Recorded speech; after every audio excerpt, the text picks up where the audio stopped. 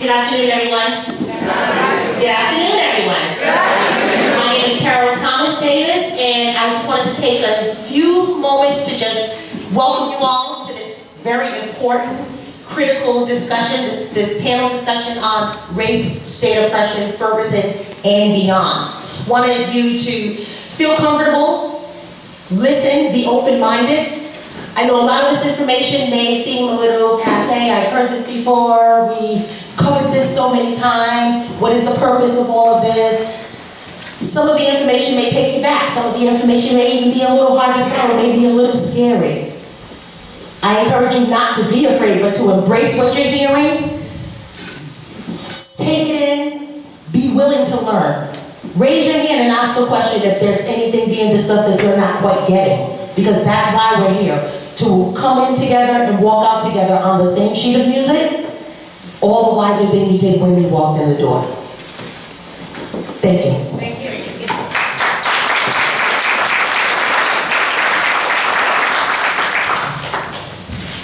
It's a pleasure to have all of you here. This is a very important discussion. So I would like to introduce myself. My name is Mary Kay Harris. I just became council-elect woman for this ward, Ward 11. Thank you so much. My past has been fighting around police accountability and public safety. That's actually how I began my journey in organizing. So today, I started that in 1996, and here it is, 2014. Things is full circle. We're still talking about the same issue. But what I am encouraged about today is the fact that this conversation has become even deeper, and it's became more open. And one of the things that have encouraged me the most, this movement is being led by the young people. And as generations, go ahead.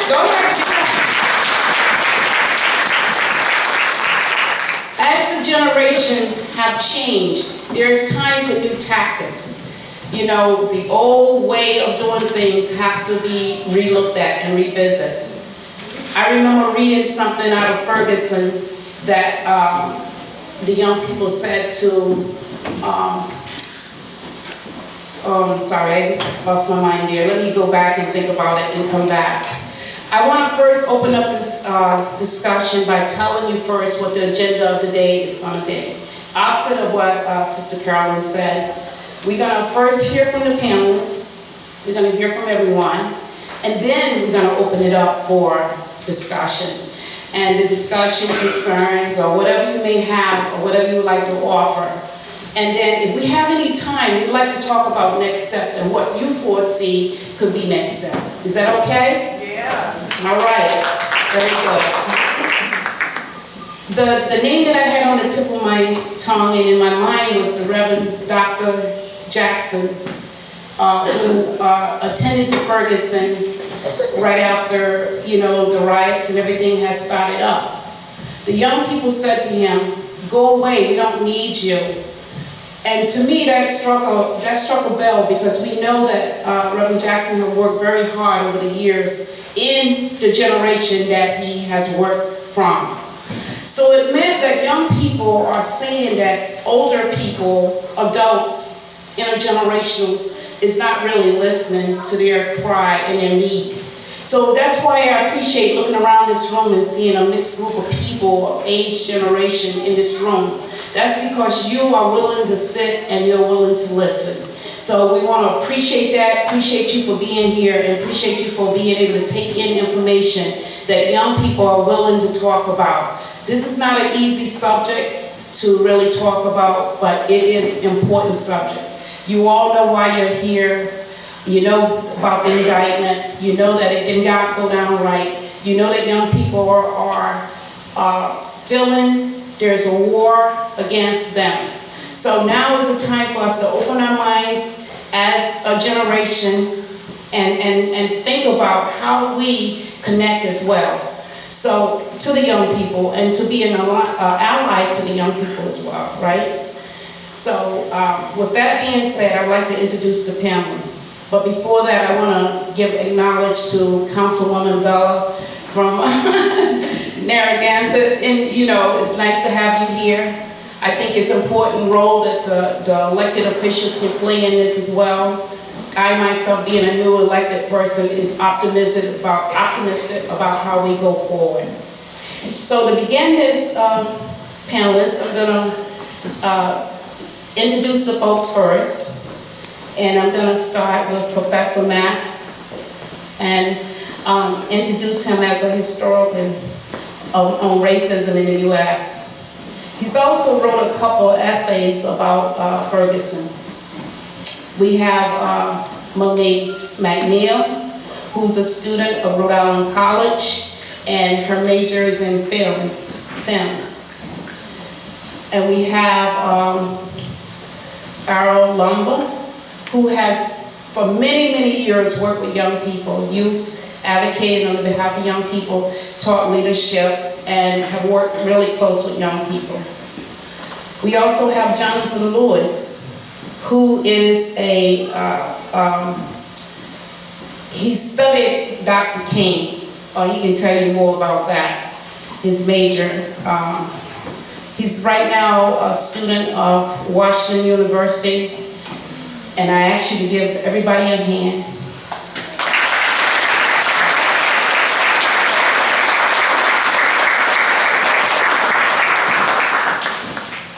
So, I'm going to start with you, Monique. I'm sorry, Monae. I don't know why I want to name you Monique.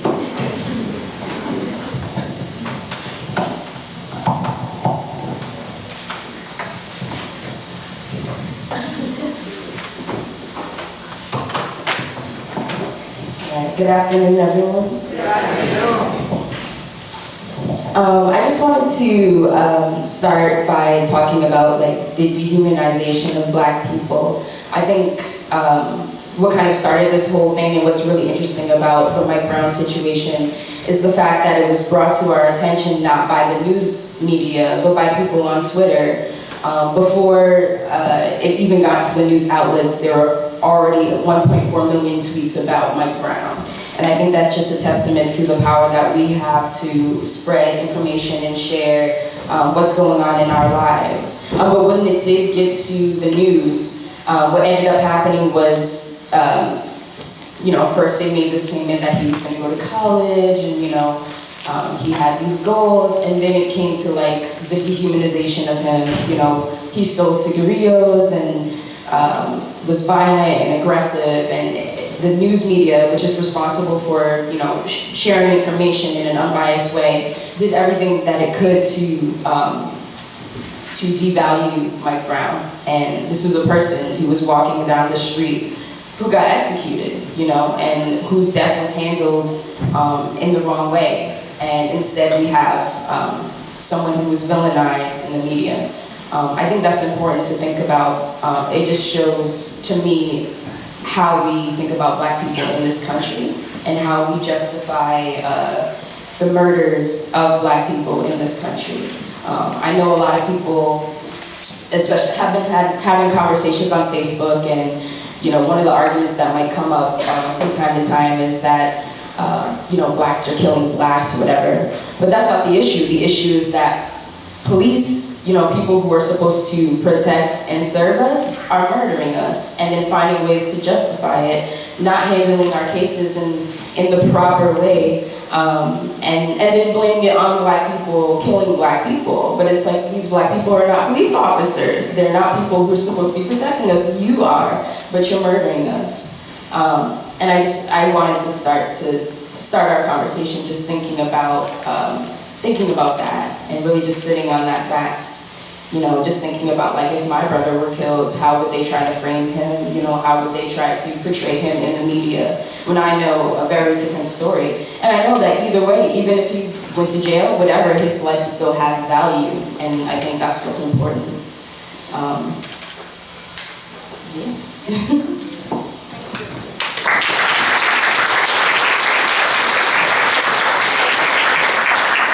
Riots are the language of the unheard, Dr. Monae McNeel. gonna hear from Carol. Hi, everybody.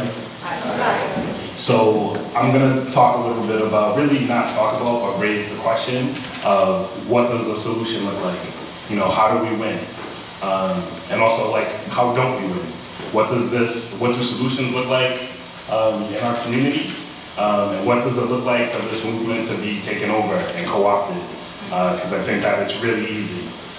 One thing that I truly believe is not the solution is more police, or police with cameras on their body around. And just, you know, like making sure that that kind of stays, that this moment stays authentic and true, that the young people who are really pushing this and are really feeling this frustration stay in front where they belong. So, yeah, that's what I got so far. Okay.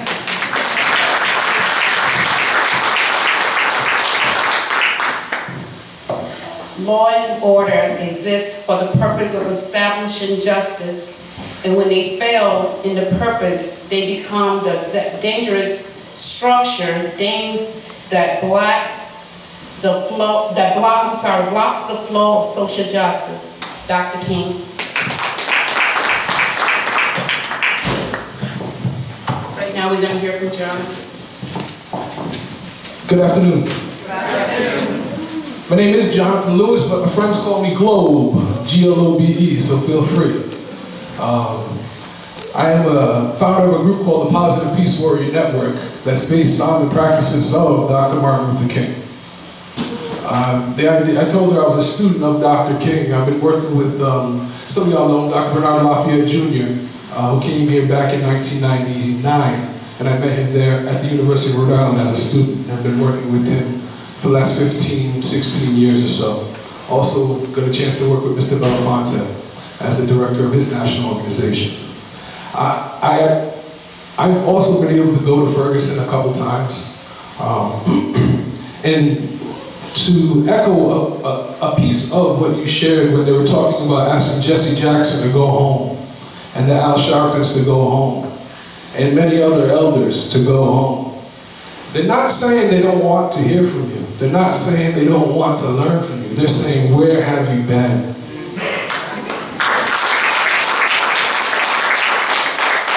And now that we've invited you to this moment, when I say we, forgive me.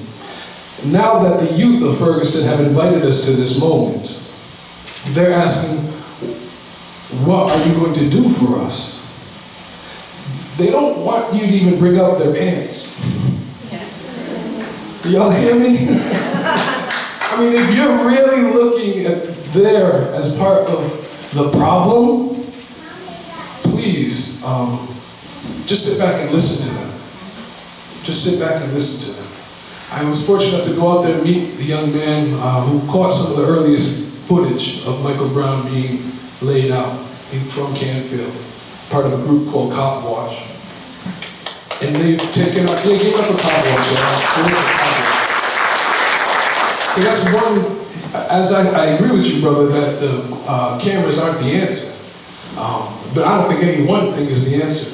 But people taking control of their community and monitoring their community is definitely part of the solution. So Cop Watch, big up for what you've been doing. Yeah, keep it up. I'm not going to talk too much longer, but before I go any further, I apologize for my seat being a little bit higher than yours. I don't like those dynamics, because it almost sets us up as more than or anything to that effect. And please do not take that impression away from any of us.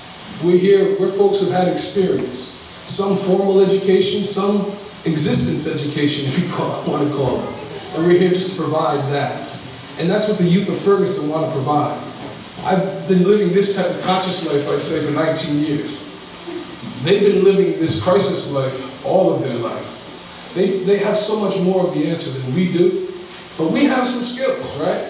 We have a responsibility to do what we can do. And to all of those in this room who consider themselves elders and leaders, if you're not in your leadership, if you're not motivating or promoting your mentee, you're failing in your leadership. You're failing in your leadership. This isn't about you right now. And that's part of where Rhode Island is. It's in that growth of that next leadership claiming it's our time. And whoever's been at the helm, you've gotten us this far, we love you for it. We respect you for it. But we love our future more, and we're taking control. So thank you very much for this time to share with y'all.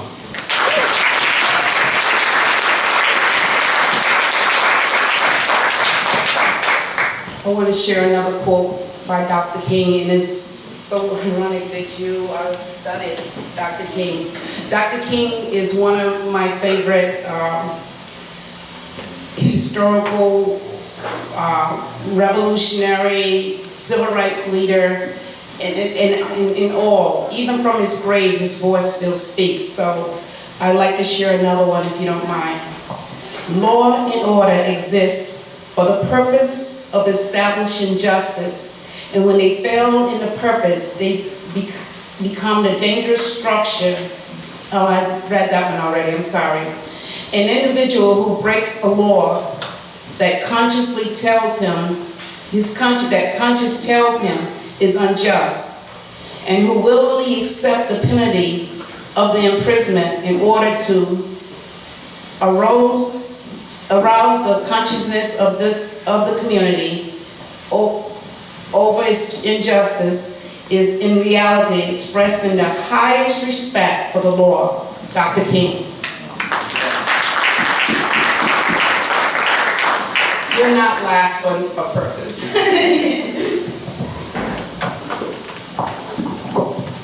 I just want to fourth what everyone has said, and especially what Globe just said, that we're up here on this dais, but you can call me Matt.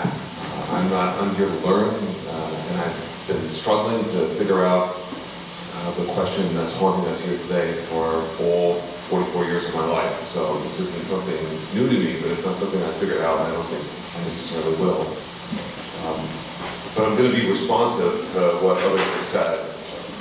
Thinking about what Monae said, I'm really struck by the way petty crimes are invoked as justification for death, right? So cigarillos and loose cigarettes in the context of Eric Garner used as an opportunity to invoke massive response on the part of the authorities. And there's something in that has a long, deep history that goes back to 19th, 18th century American history, the history of slavery, the history of slave patrols, and the ways in which Black bodies were complete from the very moment they got here. That I just want to acknowledge and have that be part of the context of this conversation. And then Errol's notion of solutions, which Globe reiterated that the solutions are so huge and yet so obvious that more policing is not the right answer in the same way that better schools are, or real meaningful jobs, or an adequate social safety network.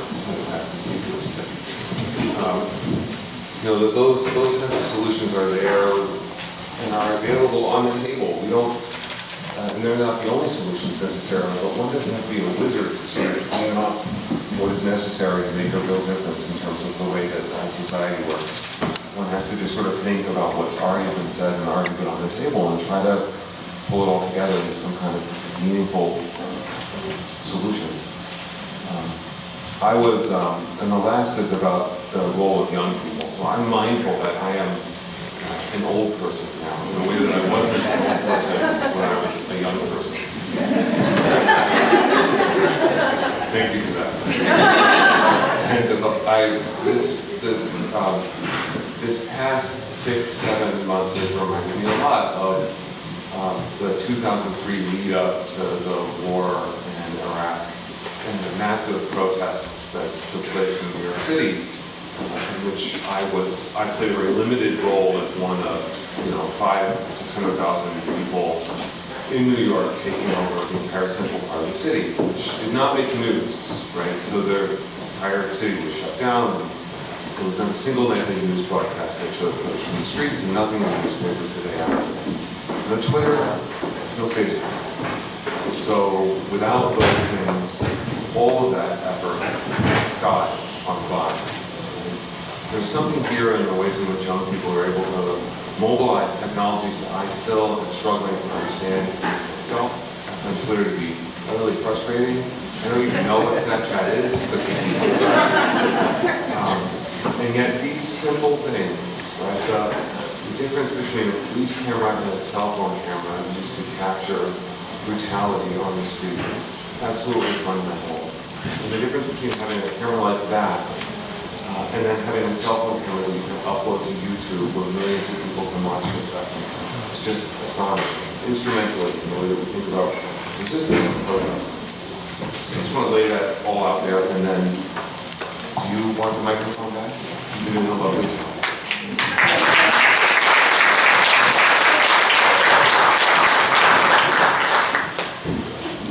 So I would like right now to introduce a young man from Rhode Island College, if I'm not mistaken, right? Yeah, I'm from Connecticut. You from Connecticut that went to Rick. Okay. I'm having a Steve Robinson. Steve Robinson, I remember. Okay. Thank you.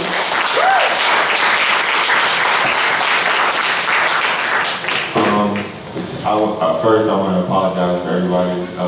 I was a little late to CPT. My mom came from Connecticut, so she's my rival. I'm not blaming it on her. I'm just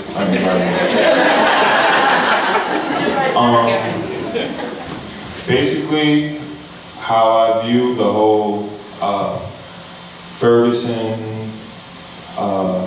I don't want to call it an incident, but Ferguson struggle is what I call it, is Black youth taking a stand against the system that has killed us, that has locked us up and kept us otherwise confined. I overhear older folks talk about how my generation is entitled and we don't fight for anything, we don't, we just want to party and buy sneakers and all kinds of, and turn up and all kinds of other stuff. But I think this is a crucial moment for my generation that shows that the problems of the civil rights era haven't gone away. They've just resurfaced under different guise. I think,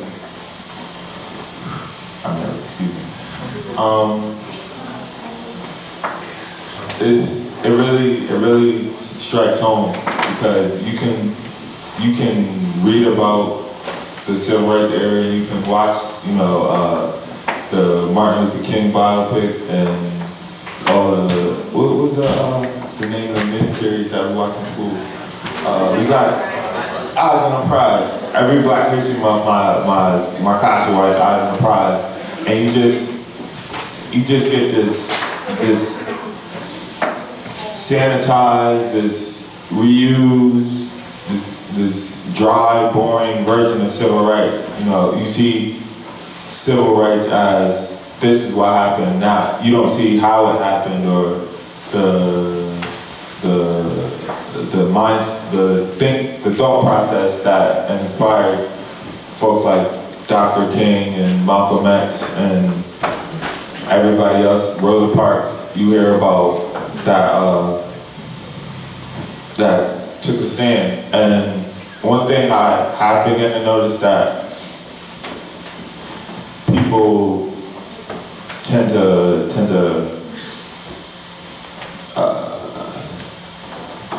discredit more radical elements of political movements, because for every MLK there's a Malcolm X, for every Nelson Mandela there's Patrice Lumumba, there's Thomas Sankara, Jerry John Rawlings. I think he was president of Ghana, and so we have to pay homage to the more radical elements of civil rights movements, because those are the ones who opened up the conversation.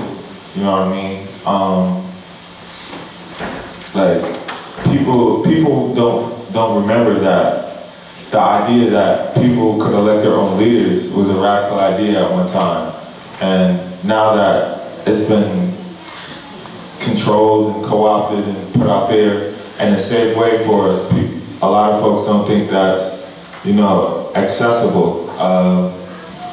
like something as simple as what went down on the highway. A lot of people were like, there's a certain way you do this. Talk to your leaders, and But we've been organizing marches. I organized a march across from Providence Place Mall and police brutality PVD. We did a smaller one. Burnside Park. The march after Trayvon Martin got killed. There was a rally inside the police department. And people are still telling us, there's a certain way to do this, there's a certain way to do this. And I think that after a while, it becomes patronizing, and you gotta kind of take people's attention.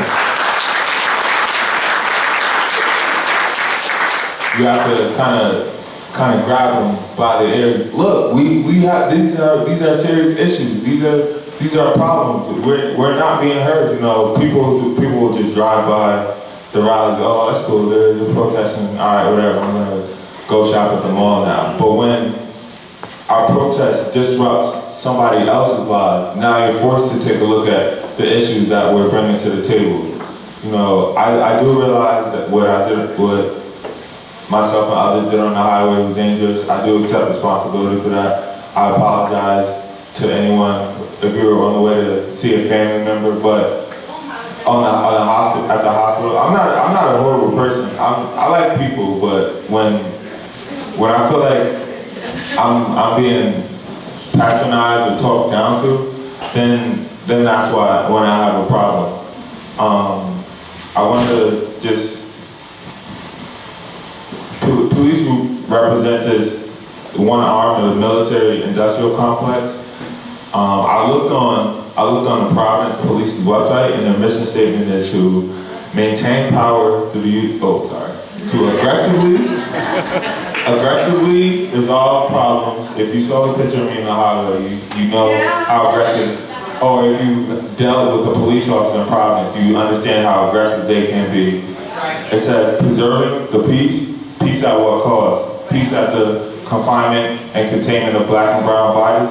There are speed bumps in certain working class and poor neighborhoods to prevent cop car chases. I live near Rick and PC. I don't see any speed bumps on Eaton Street. I don't see any speed bumps on Smith Street. And I think it says protecting human rights. I feel like once they dehumanize you, then they can take your rights away. And it says apprehending criminals consistent with the law. Once you receive this label as outside the norm, as a lawbreaker, as a troublemaker, then they can take the rights away, dehumanize you. And one thing I disagree with the community policing. That's still the community policing is great in theory, but it's still not addressing the ability of the police to use violence and the threat of violence they have. Community policing won't address that. A cop can make a mistake, but the way the police force has been presented to us as a professionalized, standardized unit, that the assumption is the cop is doing this in his best judgment or his best interest. And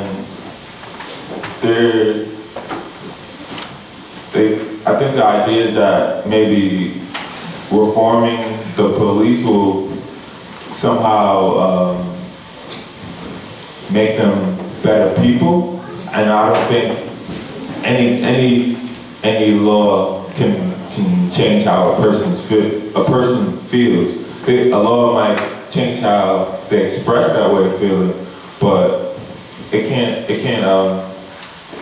change. For example, there's I think there's a town in New Jersey passed an ordinance on sagging pants. That doesn't physically stop me from sagging my pants. It just might change where I sag my pants. And the history of police in this country, if you study it,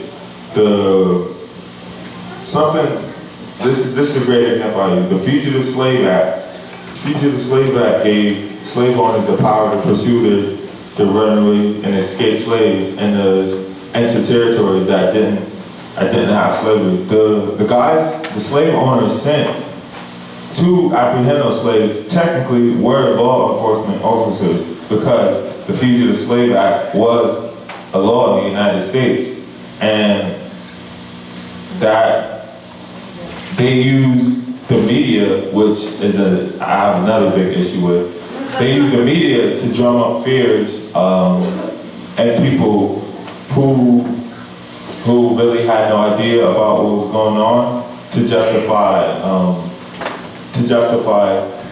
going after the slaves. And they do it today. Well, we need more police because these neighborhoods are out of control, and these kids are running around with guns and drugs, and we gotta stop them.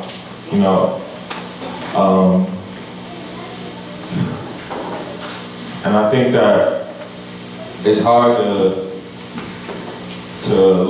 view media as being untruthful or selectively truthful, but I think that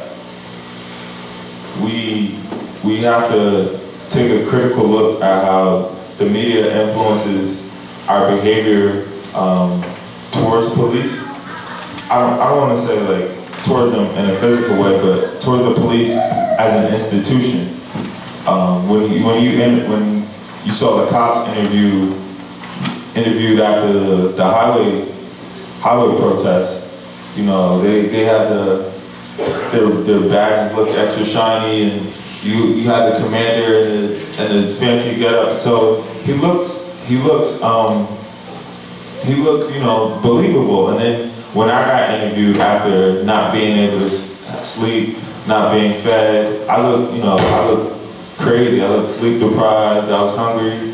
I just wanted to go home. And I honestly, when I was watching the interview, I was honestly thinking, nobody would believe me. But I'm here today to say that I said all that to say this. I don't believe in reform.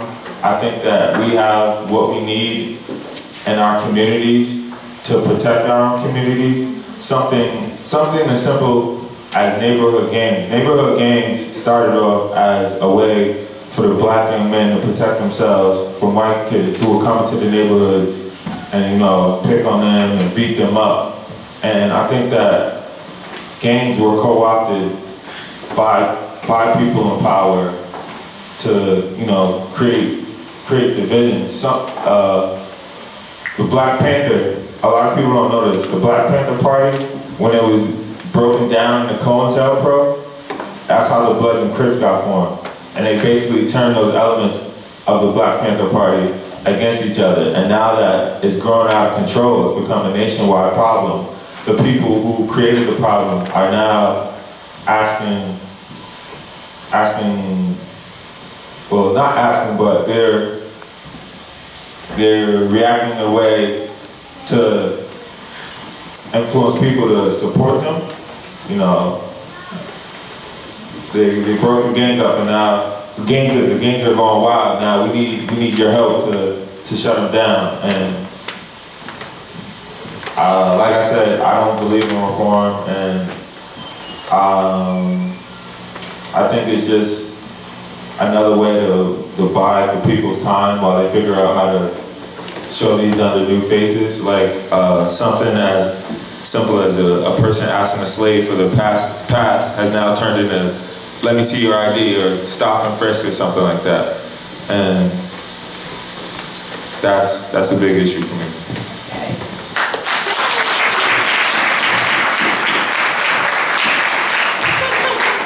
Steve, why don't you tell us what you really feel? I love the idea that when this panelist started to speak, everyone together was in sync with some great messages. So right now, we're going to allow the opportunity to hear from you. This is not, the panelists only starting the conversation that we would like to, they just started a conversation that they would like to have input, like to have concerns. We're going to ask people to line up behind that mic there. And remember, before we get started, you want one thing? Monae wants me. Hey, before everyone starts, I just, in agreement with what Steve's saying about people power, there's actually like one tangible way to show your support for the people in your community. On January 6th, the 6 people who got arrested on the highway are going to court, and they're gonna need people behind them just there showing support. So if you can just like come through, it's downtown, like off of Dorrance Street. Just come through and show support. Thanks. 6th District? Is it 6th District? Okay. Yeah, you're saying yes? Okay. Now you heard from the panel, you heard Monae talk about films and how it dehumanized Black lives. You heard Errol, who's called us to understand where we go from now, from here, from this speech on, where do we go? He's calling a charge around that. You heard from the brother Jonathan, who right out of Ferguson was able to connect us to some of the things that were happening there. You heard from Matt, we want to be called Matt, who took us back in history and said this is nothing that is just new, it's just the way history has always portrayed itself. And as I started my conversation saying that we need to listen to young people, we want to thank Steve for his message that he brought to us, how he was able to lay it out, and as a young man, how clear and focused he is on his message. So we want to thank him for that. Give the panelists a round of applause.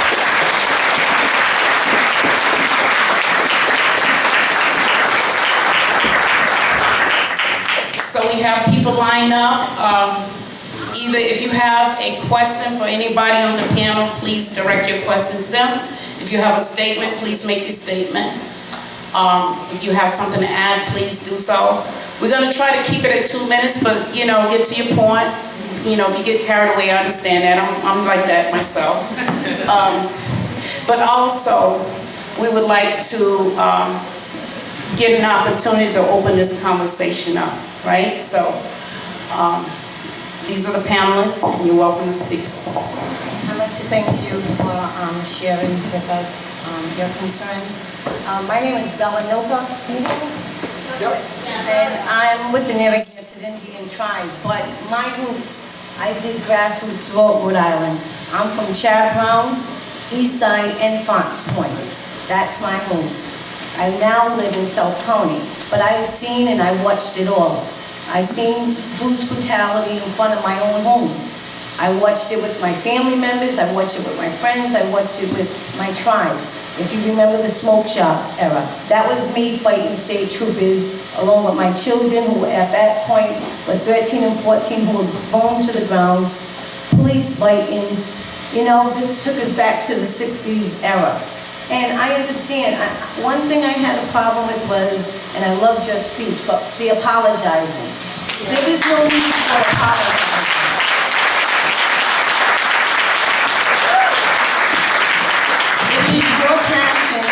It's your passion and what you did that got me here today.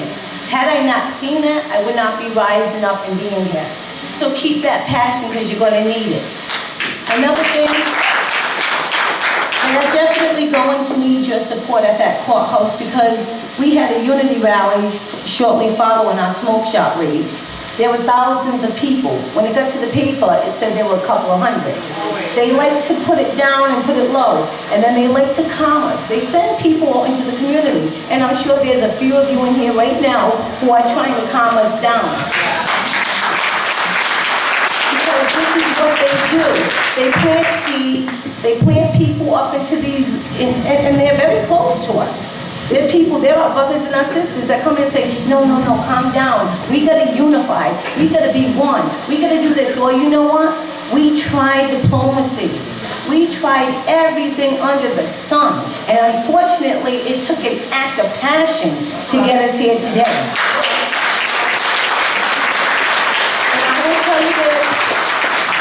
I don't really care. I am Chad Brown, Eastside, Fox Point, and I will stand by your side every step of the way. And if it means my old little butt getting arrested with you or whatever, to make a change, to make them see us for who and what we are.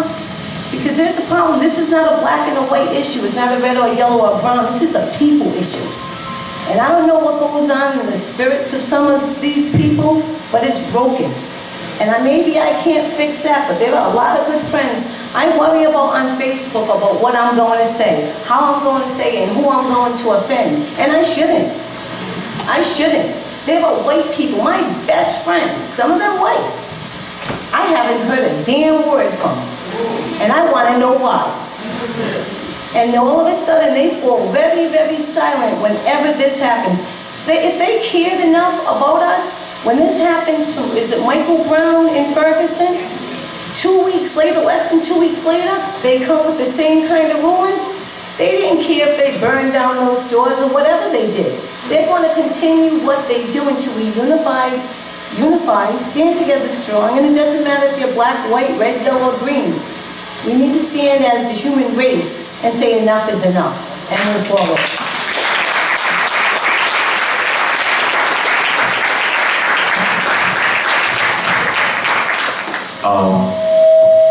She actually made a great point that I wanted to elaborate on. She referred to complaints of the Ferguson protesters burning their, quote unquote, burning down their own communities. And I want people to take a critical look at what's being burned down. I saw there's a picture circling around the internet of a shop owner. You know, he looks depressed because protesters have gone through and destroyed his store. But when you look at, and people talk about, oh, they're burning down their own communities, what sense does that make? When you look at the picture, you see, you know, scattered candy, chips, sodas, you know, and I began to think, does Coca-Cola support Ferguson? Does Kit Kat support Ferguson? Like when you talking about destroying their own communities, who really has control of their communities?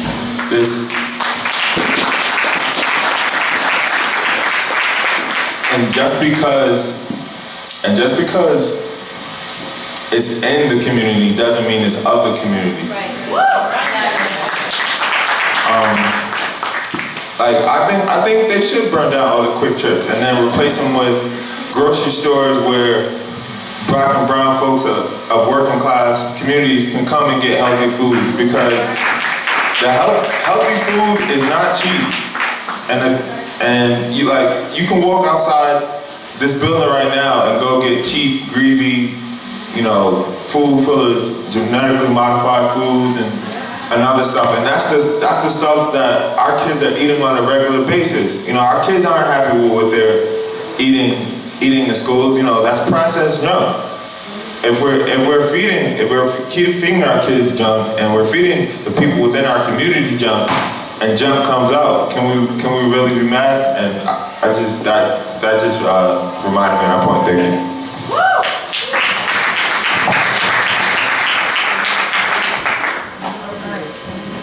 First of all, I want to make it clear that I'm not here to promote burning down and destroying anything.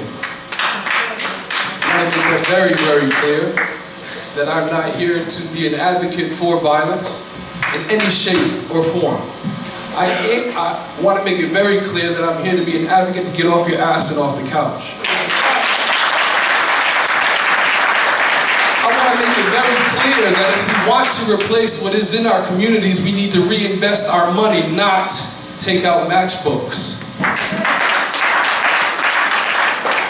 We allowed these things to come into our community through our own investments, through our purchases. Every purchase we make is an investment. Every vote you cast or don't cast is an investment.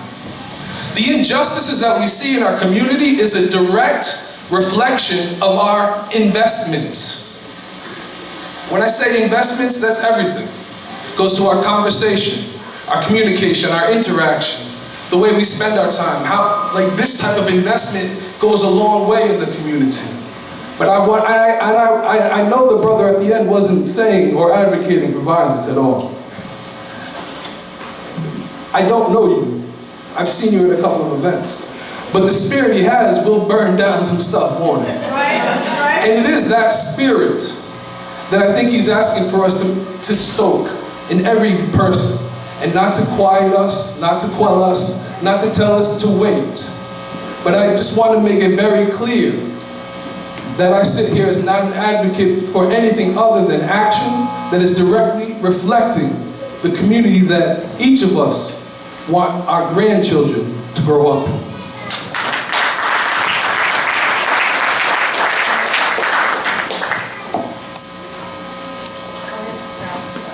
So I just wanted to say something about the passion that you talked about. There was absolutely a lot of passion that helped folks get out onto the highway. But more importantly, in my opinion, there was a lot of strategy and a lot of time. I know that you folks organized it, have been planning this since Trayvon, you know? And there was a decisive moment and you guys took it and it was beautiful and amazing. About the whole like burning things down and that sort of thing, you know, like condone, approve. I don't think that that's my place. I think that like there are a lot of angry, hurt, and powerless feeling people. And the truth is, a lot of the businesses in our community are, just like Steve said, are not ours. A lot of other ones have insurance. You know, I think that like until there is like real justice, stuff's gonna burn. And you know, like it is for better or for worse, like this is the reality. And if the people in charge wanna actually see something be different, start holding fools accountable. You know, like we don't know what was in Mike Brown's heart, right? We don't know necessarily if that cop did the right thing, but we'll never know because he's not gonna get a trial. And you know, if this continues, we promise, like it's not even a question, like stuff will definitely burn, you know?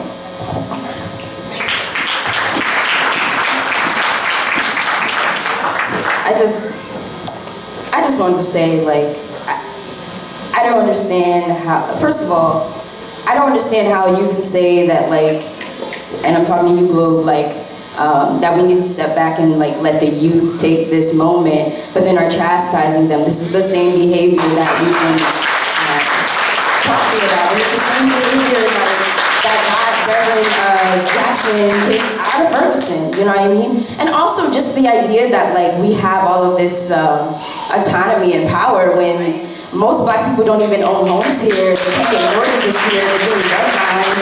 They can't own businesses because they're being redlined, because their credit's being destroyed, because they're in debt. Like, this is a system. Like, this is like systematically happening, you know? We don't have as much ability to, in this system, to take control of our communities as we would like, as it's portrayed. But what we do have control over is by physically destroying the businesses that are destroying us every day. They're battling against us. They're destroying our communities. My family members, my family friends are dying from diabetes, from heart disease, from heart attacks and strokes because they can't afford fucking food that's healthy. Why? Because we can't get these businesses in our communities. So I'm shocked that like that statement came out of your mouth and like you're chastising us. Like I'm really ain't upset right now though. I am. No, please, we're gonna have plenty of time to go back and forth, okay? I just want to hear from that. No, you see, I just want you want to say something? No. Okay. For people to understand, we were committed to stay here from 12 to 3.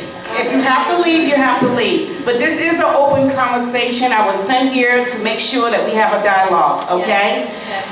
We want to respect each other. We're not going to go back and forth. You're going to have time to speak again, and I'm sure you can correct that, okay? All right, brother. Go ahead. Hello, everybody. My name is Osiah. I just had 3 units of blood put in me, but I had to be here today because I knew the young people was going to be here. I also know that the white community was going to be here. And there's something I have to say to my people that's different from any forum you've been to. So when you walk away after you heard what I have to say, hopefully all you have something new. I'm not standing on this cane because I'm trying to be sharp. I'm sick. I'm very ill. But I came to talk to my people. First of all, young people, the solution is this. You have to divest your spending. Don't give them your money. Stop buying gasoline. Just look, as an ethnic group, we spend $1.9 trillion a year, more than any other ethnic group in this country, on consumer products. If we stop spending our money, this is the way we have to fight them. We can't fight them with guns. We'll die. We can't lead our children into a battle that we can't win. But economically, we can shut them down. We need to build our own economic base. We need to build our own economic base. Stop buying Nikes and make your own damn sneakers. Import your own. Take your billions of dollars that you're spending on sneakers and open a sneaker store, open a sneaker factory, manufacture the drawers that you put on your behind, make your own products, learn agribusiness, learn how to divest in white America, because that's the only thing they understand, is the economic part of it.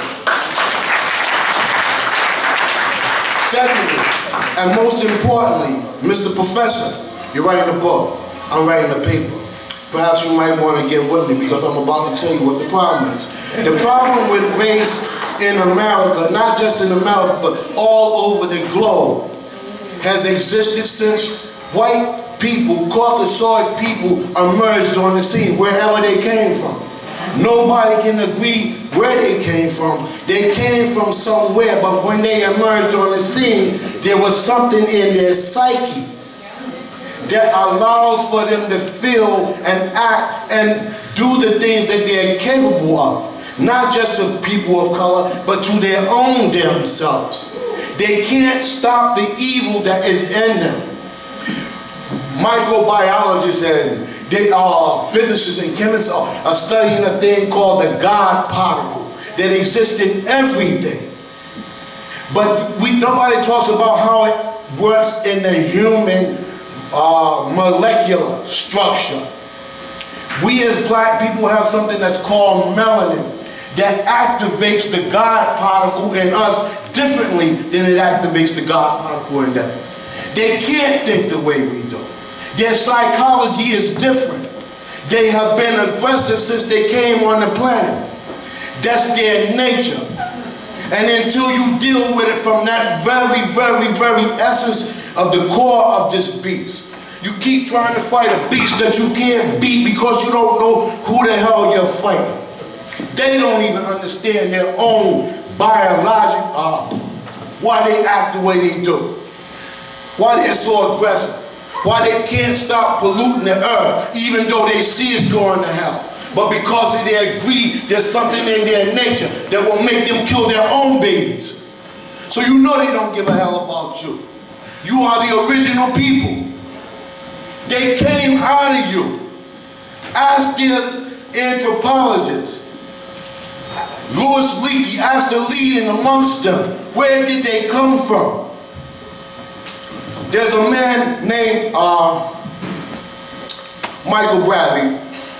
His book is called The Iceman Inheritance. He speaks about something called the Cronus complex. The Cronus complex is something that exists within them, that tells them that they have to control. They have to. Before they circumnavigated the globe, before they even encountered people of color, they were killing themselves. They can't help it. Now, I came here to speak. I'm sorry. I know y'all used to hearing the norm. This is not the norm. You have to understand the nature of this beast. Why they can kill your children and continue to kill them. Amadou Diallo. This ain't the first time. James Byrd. I can look at myself. Look at me.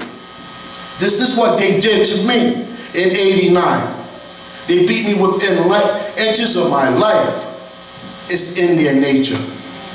Listen to me, brothers and sisters. Thank you so much. Thank you.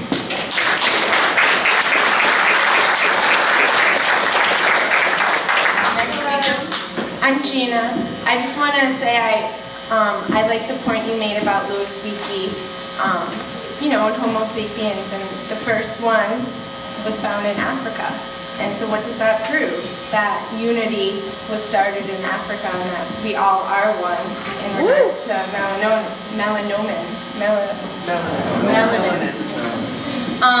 I apologize for coming late. I had to work, so I'm not sure if this issue was discussed, but in regards to the firefighter who's being reprimanded for lifting his fist up, and the support that I feel he needs, and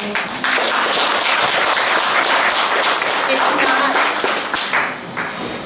thank you, and it's not only civilians that are dealing with this, but also people in the government who are trying to share their opinions and show support for the injustice of Ferguson, and they're being reprimanded. So I'm just curious, I don't know if you guys discussed it or not, so sorry again if I was late, but I just want to hear about if we're doing anything in the community for him, and you know, they say that he's the one who started the protest to become more violent, going on, you know, the highway and supporting the burning of the flag, which I don't believe that was the cause. But so I just want to hear about it and see what you guys have to say. We can do this two ways. We can take all the questions from the panel, from the people in the audience and speak, or we can speak and keep it very short so we can move towards 3 o'clock and hear from everybody. Now, I'm proposing that. Which one do you want? Do you want to respond and keep it short? Okay.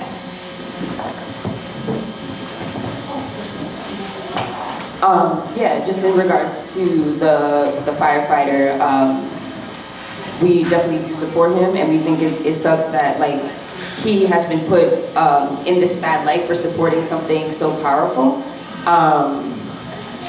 I don't know like who is organizing that effort exactly, but I think my supports are with him, and I stand beside him in his choice. And like I'm honestly not shocked by the way the media has portrayed him, because it's the same way they've been portraying people for a long time.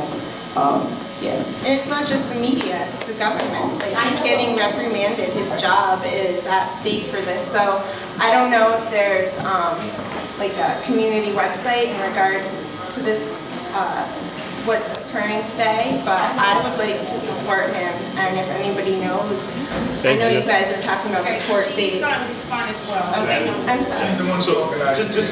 So real quick before you tell us like what we can do, he was a young person that I worked with at the Met, and when I saw him standing there, I was like, yo, you need to come out. And that's the thing that's beautiful and really scary about Rhode Island. Like, we're all connected. And the fact that he put his fist up, they want to take this man's job away, like, no, we need to not let that happen. Hi, my name is Marissa Lee, and I'm working with a young firefighter personally.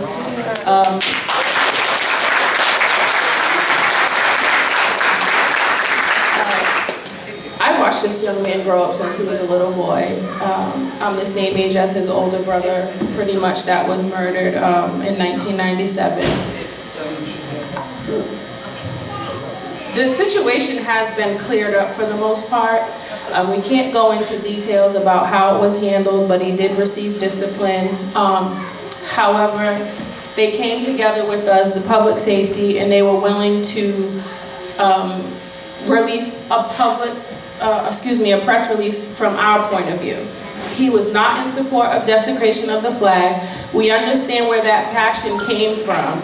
Speaking from myself, I will say I'm an American, I'm a woman before I'm black.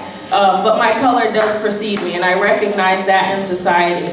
I agree with all the issues that are going on here and everything that's being addressed, but I just want to make it clear I can't really go into a lot of detail as far as that goes. I would have loved to see more people out when we did rally for him.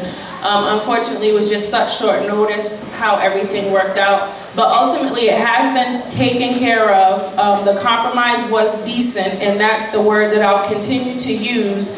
But I do want you to know from him that he wasn't in support of that. It was more an emotional reaction when he thought of his brother, what was going on, the fight for equality, justice, so on and so forth. And just thank you to anyone who did make it to the rally. If anyone has any more, I'm not even sure I answered your question. I was late too. But if anyone had any specific questions related to it, I don't even know what I just said up here. Let me know. Thank you.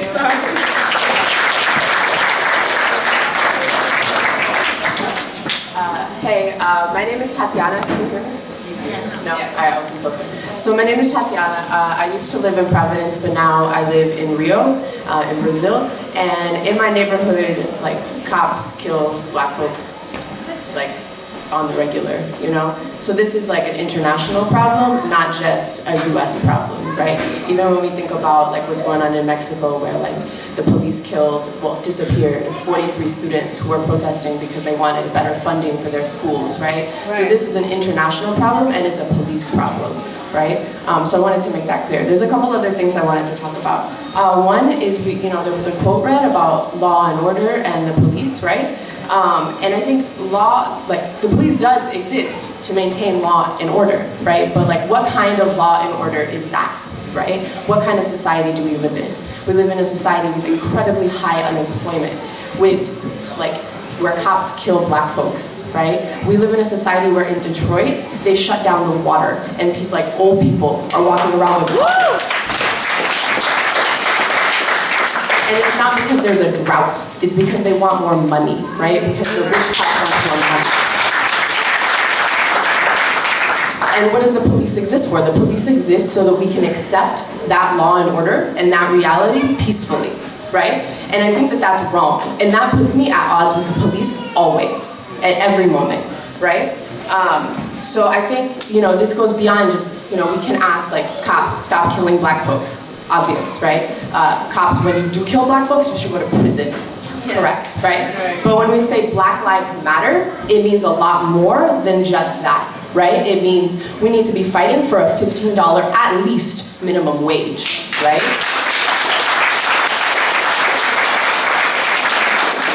It means that when the Walmart workers are on strike on Black Friday, we need to be there with them. It means when fast food workers are on strike, we need to be there with them. That's what it means when we say Black Lives Matter. And I want to say a little bit also about this idea of like young people and the situation like Jesse Jackson. I think that, yeah, young people are totally leading the struggle and they should be, but it's not because they're young, it's because Jesse Jackson is wrong. It is the wrong strategy. He thinks that we can vote our way out of this mess, and we cannot, right? One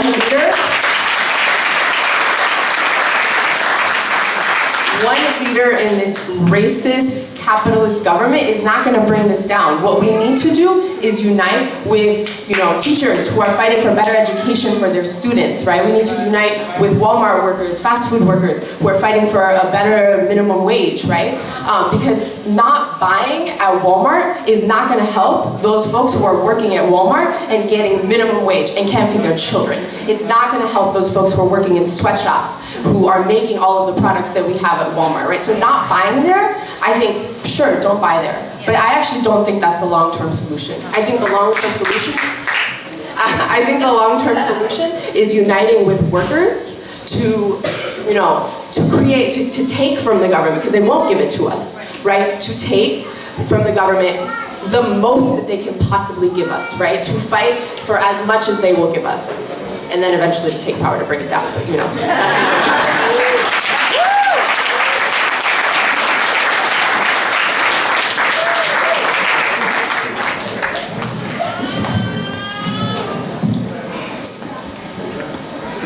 My name's Randall Rose, and I'm a white guy. I don't want to talk a lot about stuff that people here know better than me, but I am here to talk about something I think I do understand. So I'm really impressed by a lot of the stuff people have been doing.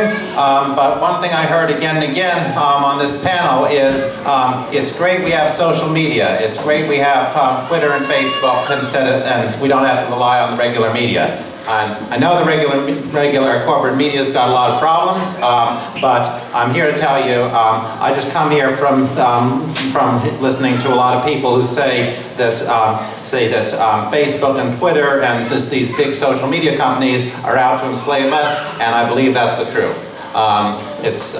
So I don't want people taking Facebook and Twitter for granted, because I remember the Egyptian revolution, the Arab Spring.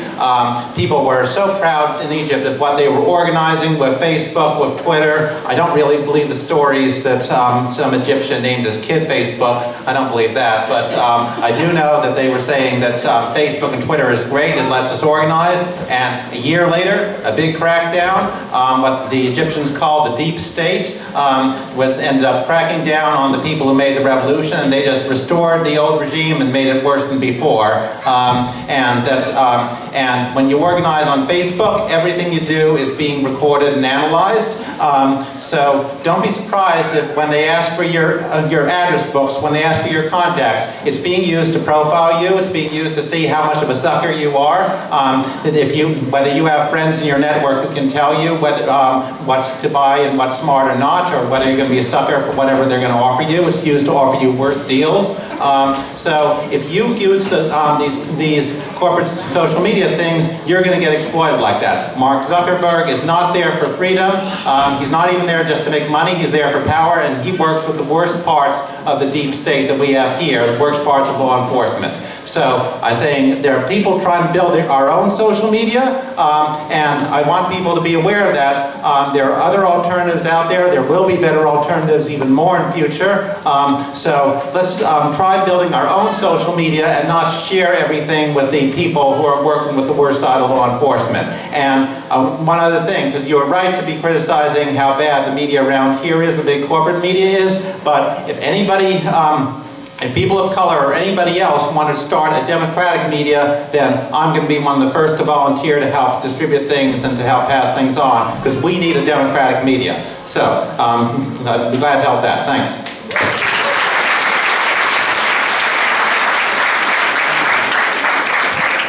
Panelists have came out with some great discussion. I would like for you to try to, I understand that we have a lot on our hearts to speak about, and I appreciate that. However, the panelists are here to answer any questions or to try to move us towards the conversation that is at hand right now.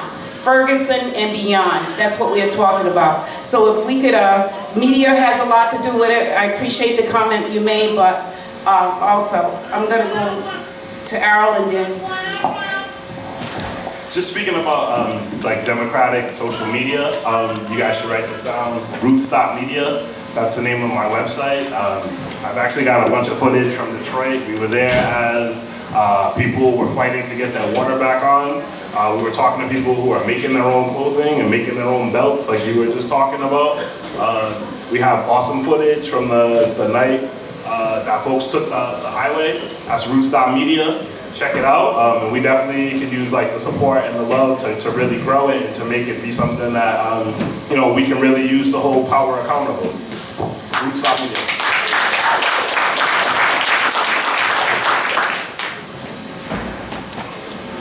Many of us were around for Occupy Wall Street, weren't we? Yeah. Right?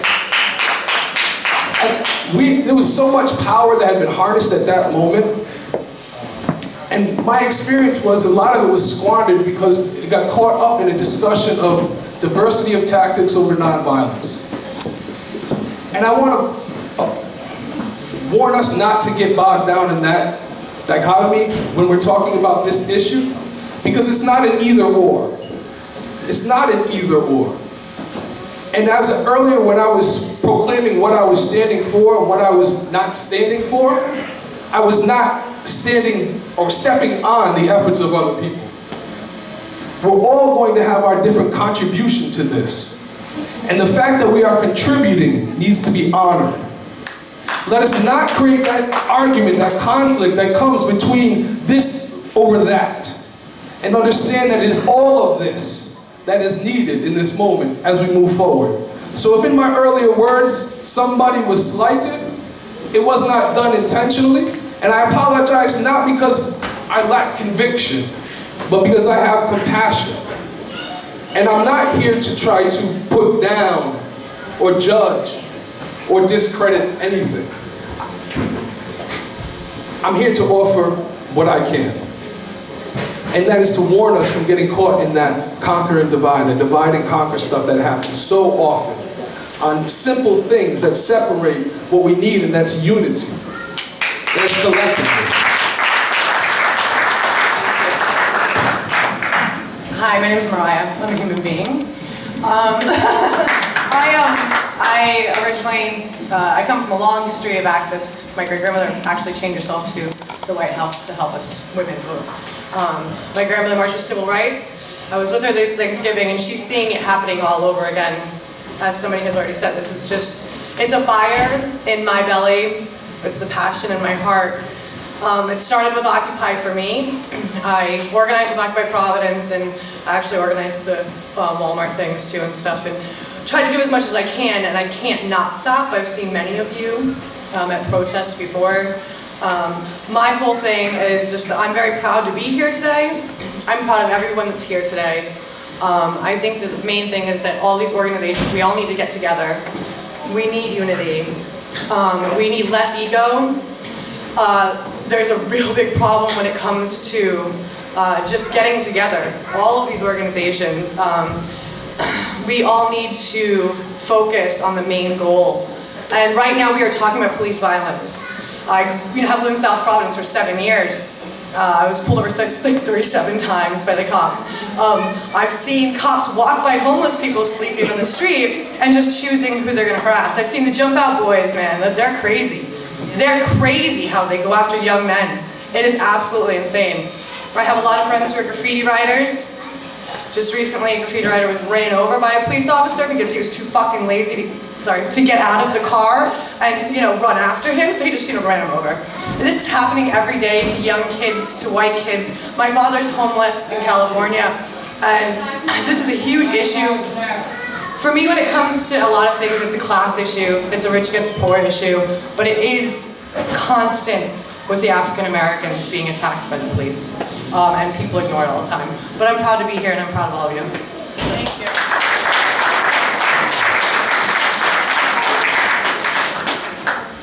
How you doing? I just want to speak to the point that one of the panelists made earlier about other solutions. And I think there are solutions within the system. I'm originally from Brooklyn, New York. My parents thought it was too dangerous to even put us out on the front stoop, so we moved to Providence. We moved to Manton, Chad Brown, and then settled in Providence. But what I gotta say, there comes to a point where we gotta take responsibility for ourselves. A system's gonna do what a system's gonna do unless we change it.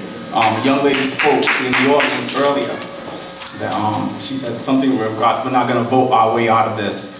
I think we could, or this young lady wouldn't be sitting there right now. And growing up in Hartford projects, I lost a lot of friends, many are in prison, and I thought to myself, and even at a young age, I knew that society expected me to go down a certain road. But me, I took a decision upon myself to stick to school. And I ended up graduating from the first charter school in Rhode Island. I went on to get my bachelor's degree, my master's degree, and next year I'll be finishing my doctorate, but I'm also a detective on the Providence Police Department. So, and I'm not gonna say, for the sake of, yeah, that's the mindset we gotta break out. Oh, police are bad. No. My name is Anthony Robeson, and when I go back to Hartford Projects, and when I was in patrol, guess what? I treat that family, who they have kids now, just as though they were my kids. I don't care what happens historically. I'm gonna do what I can to make a difference for my people. You understand what I'm saying? So I'm not gonna get caught up in the mindset like, oh, no, I'm not gonna encourage my son and my daughter to be the police officer because all police officers are bad, right? That's like going to school. You got a bad teacher and you decide, you know what, I'm not gonna become a teacher because I had a bad experience with one teacher, right? And I'm a real advocate, and I'll tell you, and I'll also tell you, I still live in the city of Providence, and I also believe in a qualified, diverse police department that reflects the community. Okay? Because I'm not gonna do something. You can't like just, you would stop it if you witnessed it, right? We need more. Excuse me. We're listening today. I started out this conversation saying we're listening. We're not rebuttaling anything in here today. Not on my clock. Okay? So let's listen. You can meet up with him after, have your big conversation, all of you, or whoever wants to speak with him. Please do that. The panelists do want to make remarks, so into your statement, okay? So I would say thank you for sharing. It's brave to come out into a space like this and talk about your background and talk about what you do. I would say my little brother is a cop, okay? And I am scared to death to have this conversation with him because I don't know where he's gonna come out. My belief though is if you're a good cop is gonna be the one that stands up and like actively seeks out justice, okay, against those police that are hurting us. You know, and I would say, brother, you got your hands full, right? Whether sworn or otherwise, it doesn't matter. Whether you're sworn or civilian, it doesn't matter. It doesn't. Anyone who does it, anyone.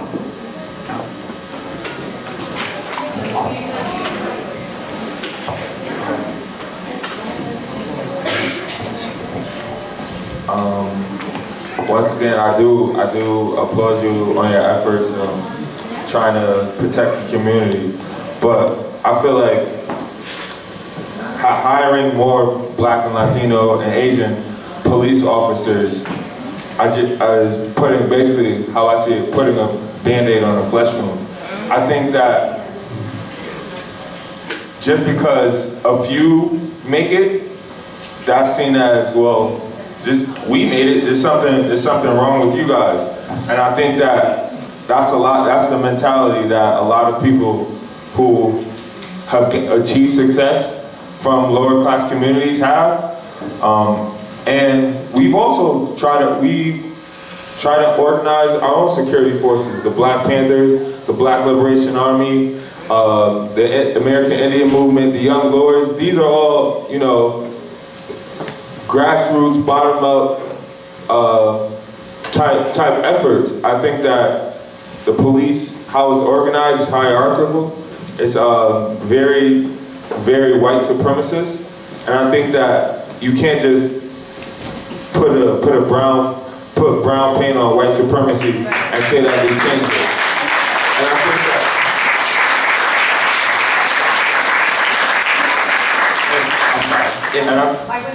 And I think that the police also haven't taken accountability for their role in destroying these type of movements.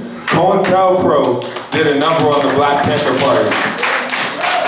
If you, like the point I made earlier, the Bloods and Crips were formed out of the remains of the KKK after it had been, sorry, not the KKK, the Black Panther Party after it had been eliminated. And it's always a question in my head, well, why do they do this? This is from within our communities, If we make mistakes, that's fine, they're our own mistakes, but until the police and and these other military-like institutions acknowledge and work to acknowledge the fact that they have played a part in destroying more grassroots stuff, then I think that just putting black and brown folk in police uniforms will help. So we're not going to go back and forth, brother. I'm sorry. No, I just want to say that there should be solutions. Well, that's what we're going to talk about that, and I hope you be a part of being a part of that solution. So this is just a big discussion. Oh yeah, no problem. And everybody has a right. This is the only freedom we have is our mouth now. That's right. Hello. This works a little bit better for me. I don't live in Providence. I live in New Haven, Connecticut, and I'm Stephen's mom. Books.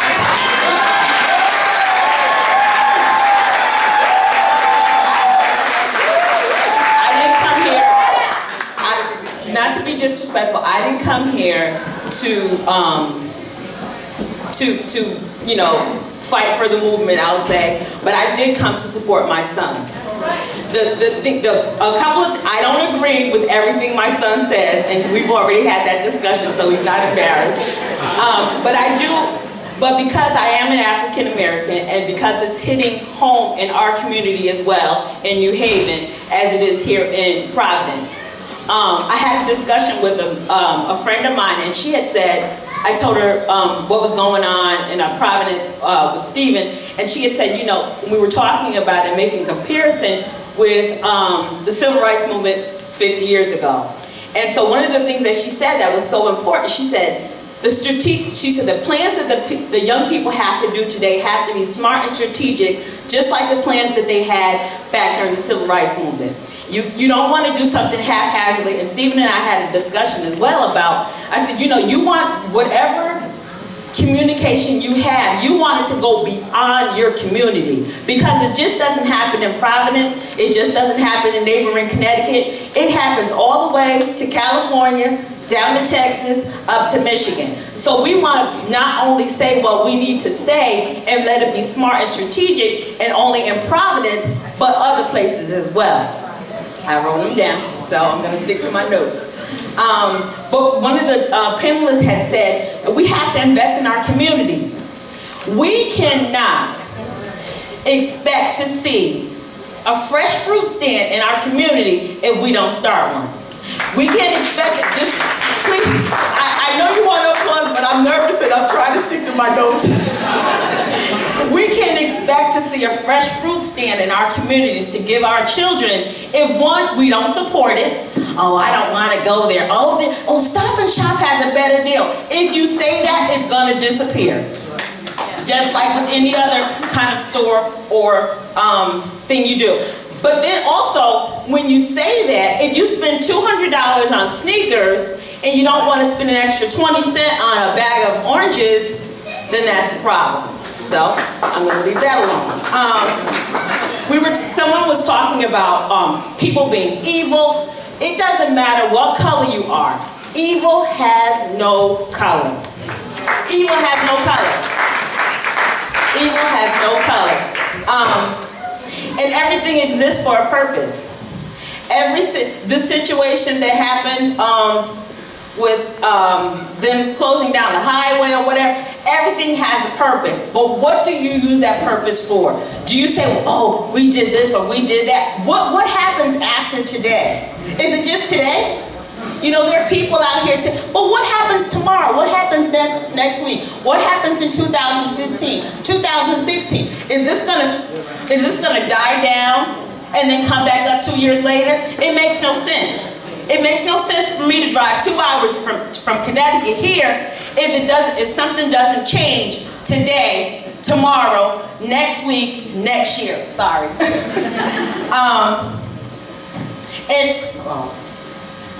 Trying to read my notes.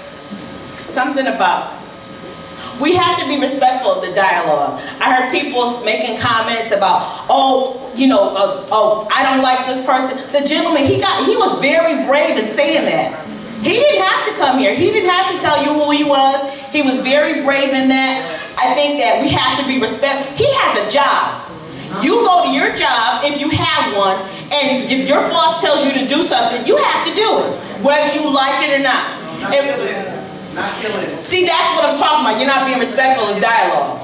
Because I got the mic right now. Sorry, I apologize. That's a mommy moment. Please forgive me. But you know what? As a parent, I call it a mommy moment because when my son called me and told me he got arrested, I was not happy.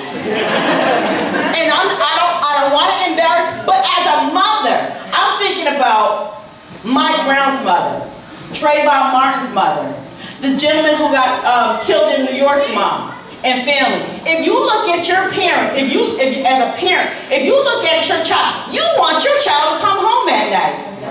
You don't care what color they are. You want your child to come home at night. So you want to be respectful when somebody's communicating with you.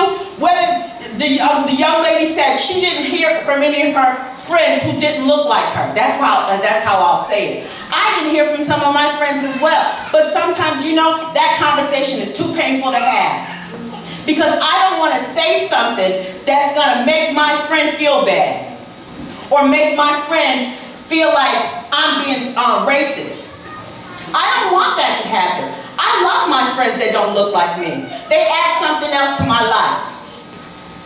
And so I didn't get up here to say all of that. I apologize. But it's really important. I'm very glad that my son is standing up for what he believes in. Do I believe everything? Do I believe in everything he's standing up for? No. But as his mother, I love him and I will support him. I told him before, I'm his biggest cheerleader. And I think that's what we need. We need parents to be parents. We need, if you have love, I said my last statement. I'm sorry. Here, you hold this and I'll just say. The last thing I'm saying is this. And I said this to some friends of mine. Talk to your young people. If you were born in the civil rights era and you had any participation in it, they need your wisdom. Yeah. You don't want them going out there, burning down stuff, doing stuff that's reckless. They need your wisdom. They have the strength, they have the power, but they need your wisdom. Thank you. So, because we do have a lot of individuals who want to speak, I'm on White Patrol now, which means when I get the signal from Mary Kay, if you keep talking, I'm just going to take the mic away. And please don't feel disrespected, but we need to be respectful of everyone's opinions here. So we're going to hold it to 2 minutes, Mary Kay, minute and a half to 2 minutes. I'll give you a sign to let you know, and if you keep talking, I'm just going to take the mic away. So please don't anyone think I'm being disrespectful. I'm trying to respect the fact that a lot of people want to speak here. So. Hi, my name is Diana Jacques, and I had a question to the panel. So my friends back at school and my friends here in Providence, we were talking about how the media kind of portrays a one-sided story about how young black men are gunned down and killed by police. And then I think about black women, because that's how I identify myself, and how there's this untold stories about them being oppressed that is not heard. And then I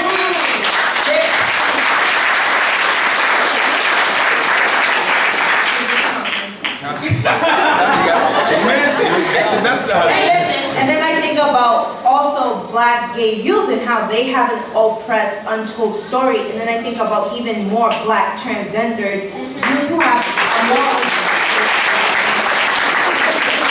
So my question real quick is, in the panel, when we talk about history, we talk about the civil rights leader like Malcolm X, Martin Luther King, Huey P. Newton, and we talk about them and they're black men. And I feel sometimes in history, once people get appeased, they forget about the people behind them. And someone raised a point back in my school that if, in order for this movement to be successful, it has to be led by the people who are most oppressed. And for right now, I believe it's the black transgendered youth. So what do you think? Do you think this movement requires a leader? And if so, do you believe it should be someone who is the most oppressed, so that everybody, ranging from black man, black woman, black gay to black transgender, they will all reach success? That's my question. For the sake of time, we're going to have the panelists write down these questions. They're going to have a final closing. Yeah. That's why it's important that the police over there, Ms. Ray, hold on to that mic. Because, and please try to get right to your point in your question if you can. Thank you so much. Hi everybody, my name is Willette Holt. I'm a sophomore at Howard University. There you go. So basically, I wrote down what I had to say because I didn't want to get up here and freeze. I got you. Alright, so I don't have the answers, but I do not think it's a police problem. Until we have a conversation about racism in this country and the white supremacy that these officers are fighting / uplifting, that we'll never truly find a solution. It's awesome to have allies, but when we say Black Lives Matter, many want to disrupt that and say all lives matter. Meanwhile, it's our blood being shed. I must say all lives do matter. But if a house is burning down and being destroyed, we're not going to run and spray water on every house. We're going to target the one that's burning down. Black people in America, our house is on fire. And that's all I'm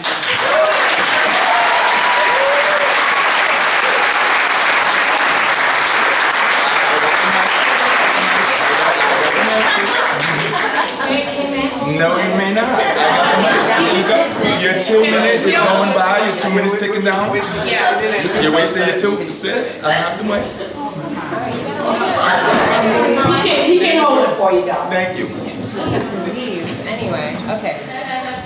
So I just have a few points. It'll be within the minute and 30 seconds I have now. Very good, thank you.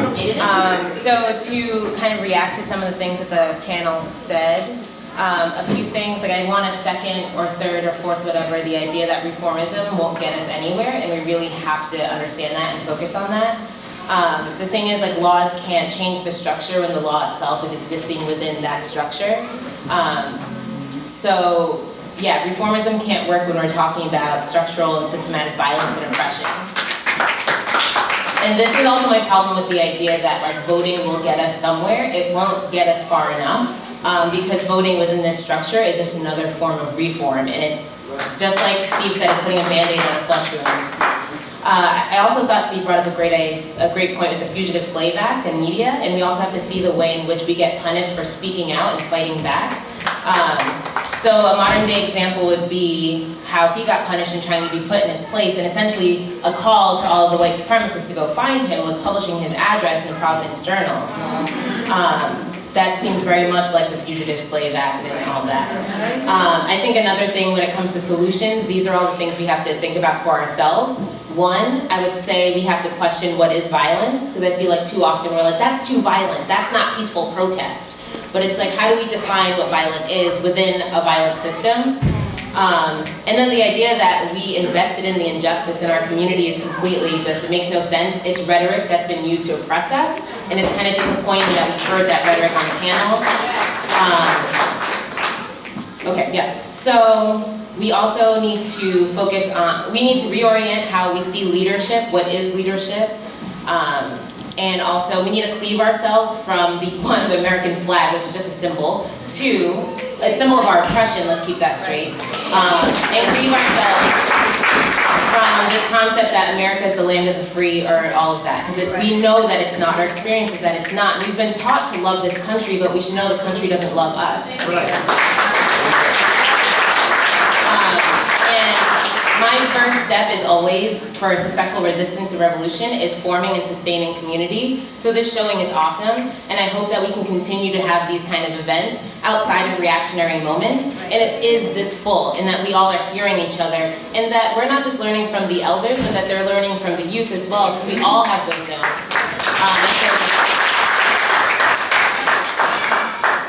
Oh, and the red tape surrounding all, like, I just hate that we get so much blame in our community. I'm wrapping up. Because it's very hard to have like urban community gardens and all that. There's a lot of red tape, but we need to come together to get that. That's not us making the choice to not buy a bag of oranges. It's the city is making the choice that we don't deserve those things.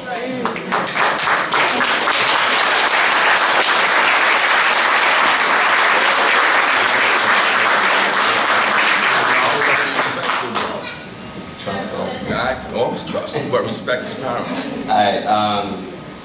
I don't even know how much more I have to say because my homies kind of said it all, although there are some things that I do kind of want to touch upon. So on the issue of the firefighter and the worker getting reprimanded, we need to understand that as a worker issue, right? We need to understand that a worker was showing solidarity and they got reprimanded as a worker using state mechanisms and because the state is their employer. And that's just unjust.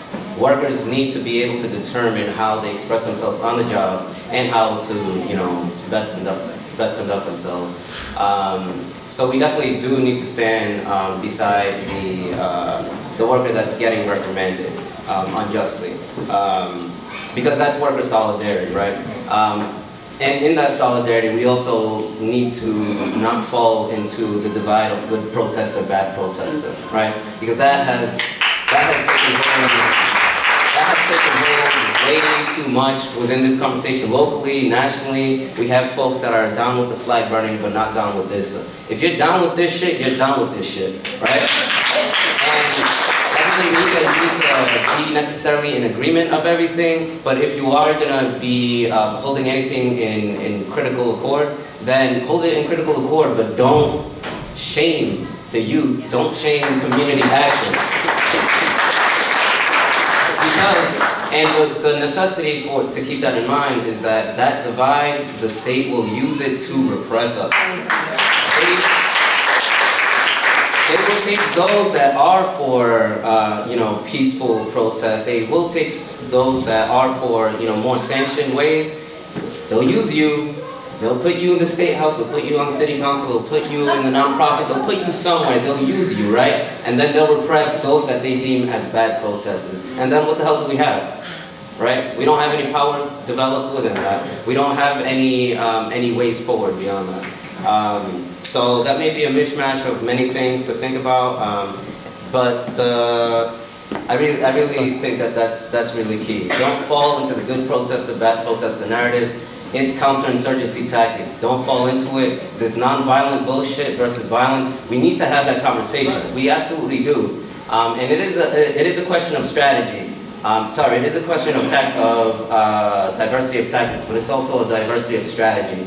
And we need to not shame people into using particular mechanisms. I ain't gonna vote because they're not gonna count that shit. If they count that shit, who the hell is it that we have to choose? People that the corporations have chosen? Ray Watson can run. I'm not running. Nobody can represent me other than myself. And nobody can represent you other than yourself. When we come together and change these power dynamics so we don't need the politicians and so we don't need the police, that's what we need to focus on. We need to develop a new type of power that does not rely on the state and that does not rely on the police. And we have that power.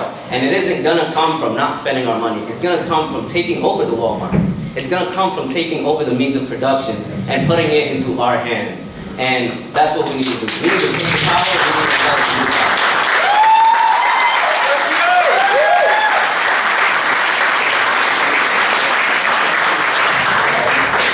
Good afternoon. Thank you so much for organizing this. I think it's really crucial and critical that we have these kinds of community conversations.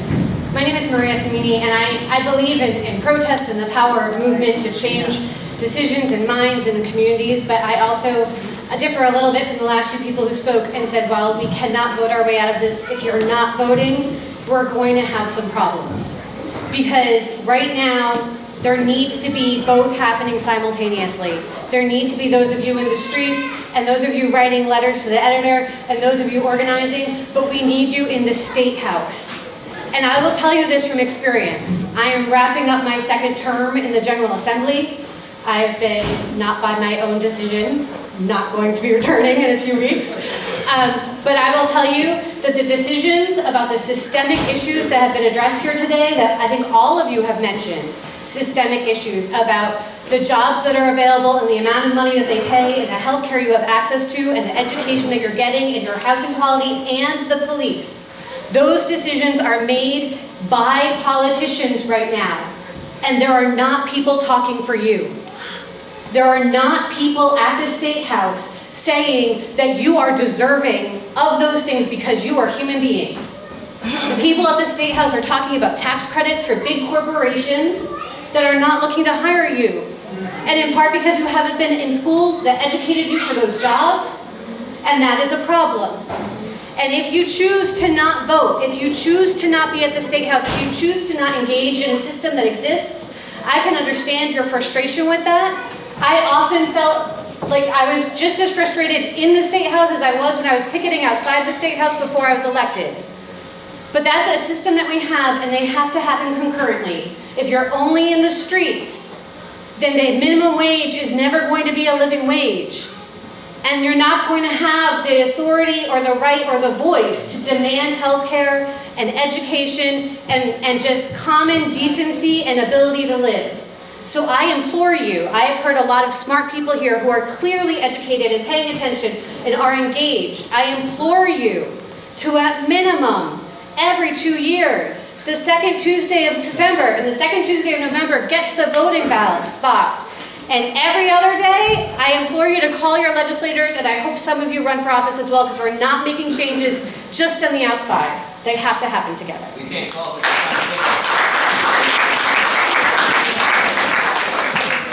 How you doing, everyone? My name is Janelle. I'm a senior at URI.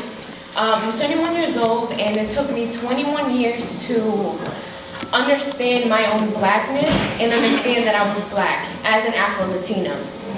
And I think it's crucial that we instill a sense of self in the youth. They need to understand, we need to understand our history, where we come from, who put us in this position.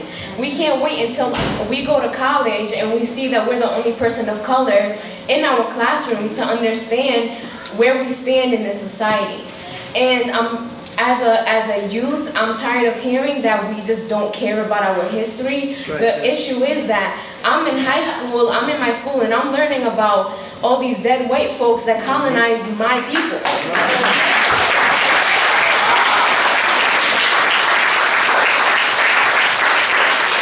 And we're constantly kept in the dark, and we're constantly told that, you know, look at the people that have done so much for you. You should be grateful. I'm absolutely grateful that I'm able to go to college as a person of color and sit in that classroom. What I'm not grateful for is being lied to about the history of this country. I am not grateful for being told every day that you need to be quiet. You don't have a place in this society as a youth, and especially as a woman of color, to question your position because you should be grateful. So, and this goes to the youth, and this goes to the elders, that yes, we do need to come together, but at the end of the day, if we don't know who we are, we can't go anywhere.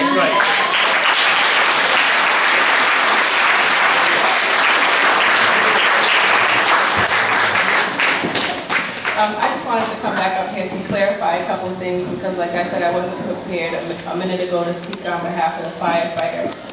One, he did face disciplinary action, however, he's not at risk of losing his job. Two, I just wanted you all to know, I know that the policeman that stepped up earlier, and we were kind of telling him how he should handle his position, and then the young man that said that he had to fall in line with whatever his employer is telling him to do. Both of those factors come into play in this particular situation. The discipline is as a result of him being at work. Do we agree? That's a whole nother story. Like I said, the compromise was decent. What I will add to that, though, is anonymously, not so anonymously, but anonymously, a number of police officers and firefighters came forward in support of him. But they are thinking about their lives. So I just wanted to let you all know that he has support on both sides related to the situation. And then lastly, a young lady mentioned how we're being depicted and so on and so forth in the media. And I think it's important that, it's always interesting though when we have these forums, because most of the people that come to the forums are the people that are informed, the people that are educated, the people that are doing the research and so on and so forth. So while there's a lot of people here, there needs to be hundreds more. And we need to canvass the streets and talk to the people to educate the people as well. But the last thing I wanted to say, it is legal for the media to lie. No disrespect to the media, but disrespect. It is legal. It was allowed in a case involving Jane Acree in Florida, Tampa, Florida. You can legally lie. The media can lie to you. So don't expect them to tell the truth. They're going to sensationalize anything.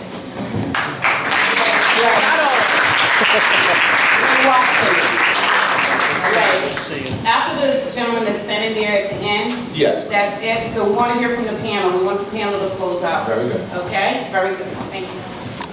Peace, family. Thank you for having me. Thank you for having this. We're looking good as a family. God bless you all. What the sister said, media can legally lie. If you ever read the Protocols of Zion in the Jewish establishment, it was their point to control all publication, all media, all movies, all magazines, all forms of information. So if you get your hands on the Protocols of Zion, you see how much of a stronghold they have on what we hear, what we listen to, what we see. You see at the end of all the movies, Weinberg, Goldberg, Silverstein, Goldstein, so on and so forth. So it is a manifestation of that Protocol of Zion. Just wanted to speak in reference to that. Be very quick, hopefully. Does anyone know the Koch brothers? Right? Right? So when we're talking about voting and changing things, when we understand that they're worth over $90 billion, and they have over $400 million in other organizations to push their policies forward, what are we actually voting for? When they're paying their way for policies and preferences and privileges.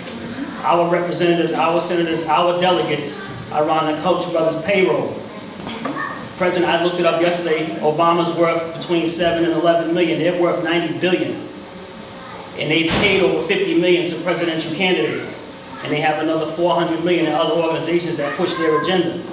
So we need to be informed voters, not just voters. There we go. And we can't put it past our people to work for our enemy. You have to consider that that's been done so many times. Our people are working for our enemy. And they appear to be in a position of leadership, but they are working for the other side. Sometimes intentionally, unintentionally, because when they're not informed or they have old methodology, old ideology, they're actually working against what we're trying to do. Plantation mentality, Ms. Willette, I salute you because you are broken free of the plantation mentality. And it's all right, like I said Monday, it's all right, black people, to be who you are, who you're supposed to be, but you feel comfortable doing that when you have been off of the plantation. She's at Howard. She knows what it is to be who she's supposed to be on a daily basis. I go to DC, Baltimore, Philly, VA, Delaware, so on and so forth, where we are not on the plantation mentally. All of us have to endure discomfort. When we have such a diverse crowd, there's still going to be discomfort, because when you're talking about breaking white supremacy, you have to also break the fallacy of St. Andrews, St. Michael's, St. Matthew's, St. Mary's, St. Augustine's, all the way down the line.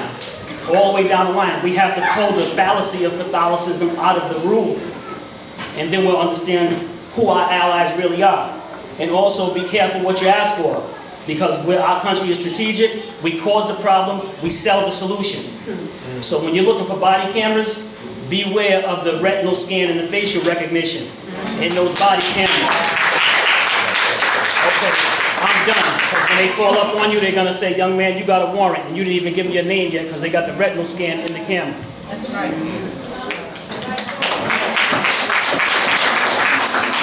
Okay, my name is Carol Thomas Davis, and I'm from One Voice, Rhode Island.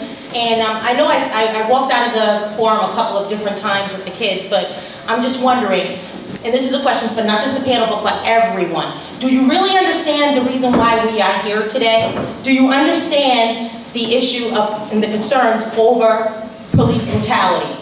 And do you understand how we got to where we are in terms of police brutality? Not today, Jacob. In terms of police brutality, what it is that we're seeing. Well, first of all, I want to say this. There is a difference between policing and law enforcement and public safety. And unfortunately, black and impoverished communities are not the ones who are receiving public safety. What we are receiving is overly aggressive and militarized policing. And ever since we were on okay, hold it up. Okay. Ever since we were on the plantation, we have been the recipients of policing, not for breaking laws, but for stepping out of line, misbehaving, not doing what we were told, not possessing a certain attitude, not showing that we're grateful for what we are receiving, not being happy about those hog mogs when we knew that there were other things that we could have been eating. And when we behave in the manner that we did, when we behave, excuse me folks, I only got a couple of seconds. When we behave in any manner that is showing that we are not going to behave like we are not fully human, because we're no longer 3/5 of a man. You do know that, right? This is not just about how we are being treated, but it's understanding why you're being treated. You can't fix it if you don't fully understand it. Now, I understand that we're here to talk about Ferguson and beyond, but before you can go beyond this, you need to go back and understand what it is and where it came from. Okay? So, with that being said, today has been a great productive forum. We have spoken, we have learned some things. I want us to get back together because we have to have that discussion, okay? We really do. Because in order for us to come up with a strategy for a more productive ongoing, we have to go back and figure out why the hell are we here in the first place, okay? I love you all. Thank you.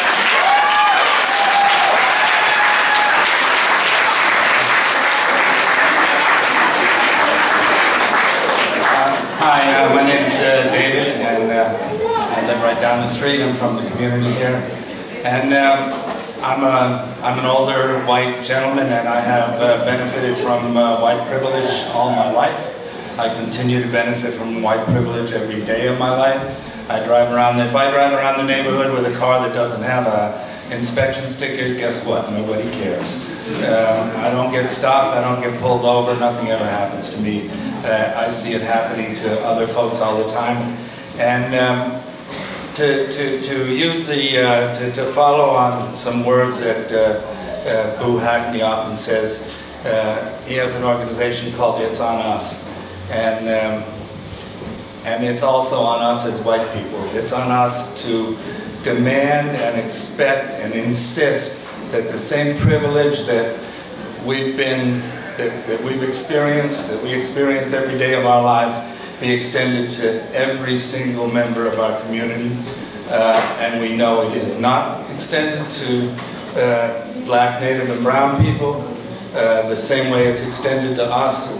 And I hope that very quickly through discussions like this, we can get to a state where every single person in our society is treated with the same respect and given the same privilege that I enjoy every day. Thank you.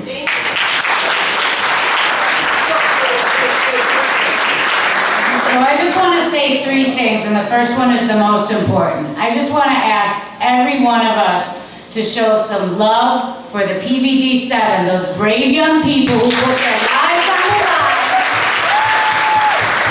You don't have to stand up and I think they did that for all of us. And in terms of older people looking to younger people for knowledge and inspiration, I know they've given me some, and I think they've given a lot of us by putting their bodies on the lines, by putting their safety on the line to say, enough, just stop, this stops here. So love to them. And as part of that, I think it's on this community to never, ever, if you want to have a question about the tactics or not understand it or talk it through, that's one thing in private, in community, but to put statements against those brave actions out in the media should just be unacceptable anywhere ever. The second thing I just want to talk to is this issue about violence, and again, and Andrea raised, I've heard other people mention, what is violence? We need to look at that definition. And I'm sorry, property, a house, a car, a building, the stuff that's inside a store, it gets damaged, that happens, it's a, whatever the word, when it's transient, it's gonna go away and disintegrate at some point, lives. So property, lives, violence to me is when you do something, it doesn't even always have to be physical, but whether it's verbal, whether it's an assault on somebody's dignity that happens all the time, every day, that's violence. And to me, yeah, that's where you wanna, I mean, there are situations people have to figure out if armed conflict is the right answer, I'm not getting into that. But in terms of when destruction of property happens, it happens. That's not the same as destructions of people's lives and dignity and psyche. The third point, okay, we sort of talked about where we have to come up with ways to keep our community safe, and it has been done from within the community, because fundamentally, policing and this criminalization system are part of and legacies of the slave patrol and other evil systems before that. So what I want to put out there, and I'd love to hear from the panelists if they support it, and from us as a community if we're ready to work toward it, because it will be hard, is about abolition, because I think it's time.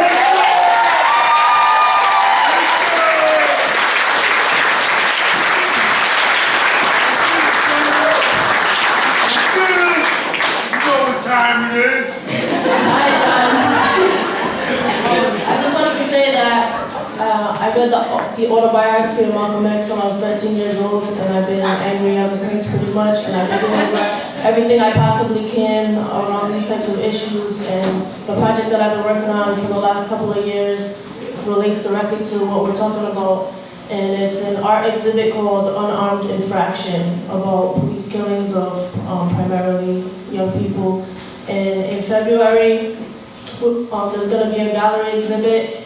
There's also a contest for students. This gallery is about education, it's about healing, and it's to commemorate youth who have been killed by the police. And there's also a poster contest that youth can enter so that they can address some of these issues as well. So I hope that you all will come. There's going to be a few events happening at the gallery, and this is to, again, bring people together to really continue talking about these issues and educating people.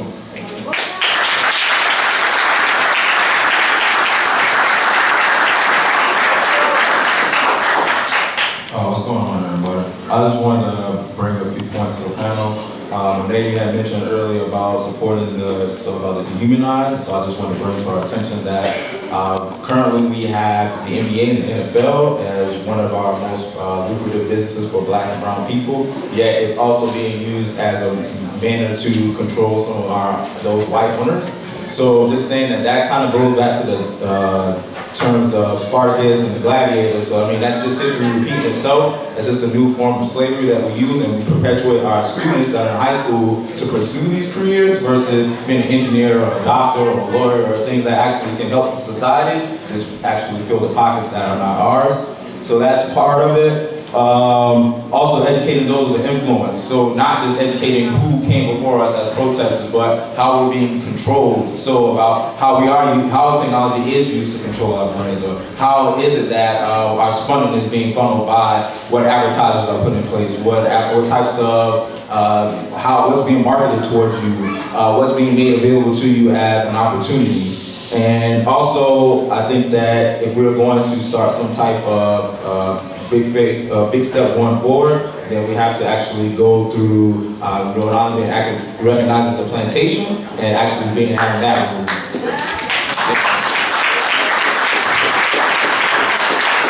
Thank you so very much. I want to thank you all for being great listeners and patient. Right now, we're going to turn this discussion back over to the panel. We're going to start with Monae. I'm really excited about all of the dialogue that went on today, heated or otherwise.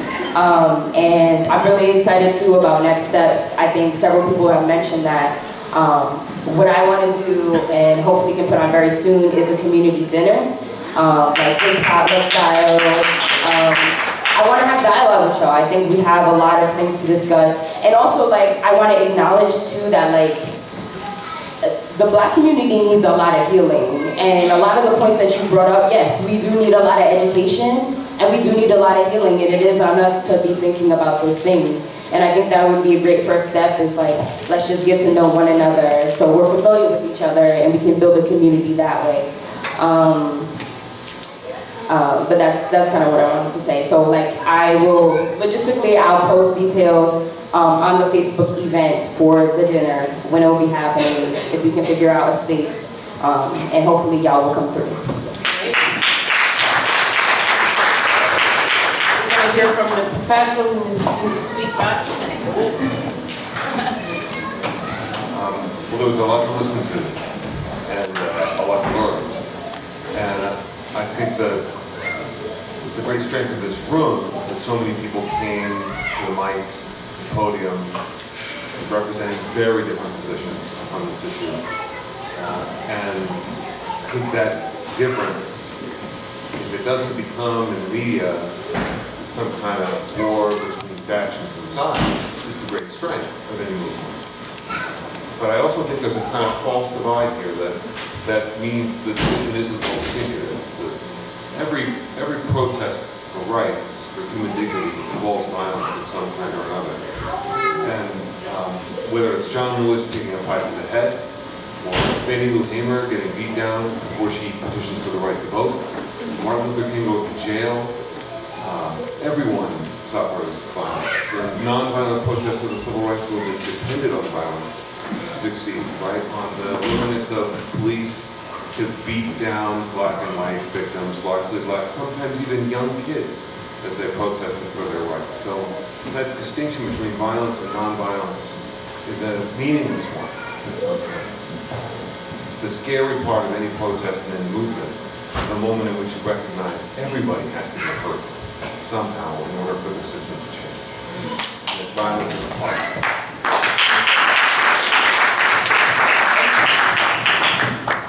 Thank you. So I wrote like 5 hours worth of notes.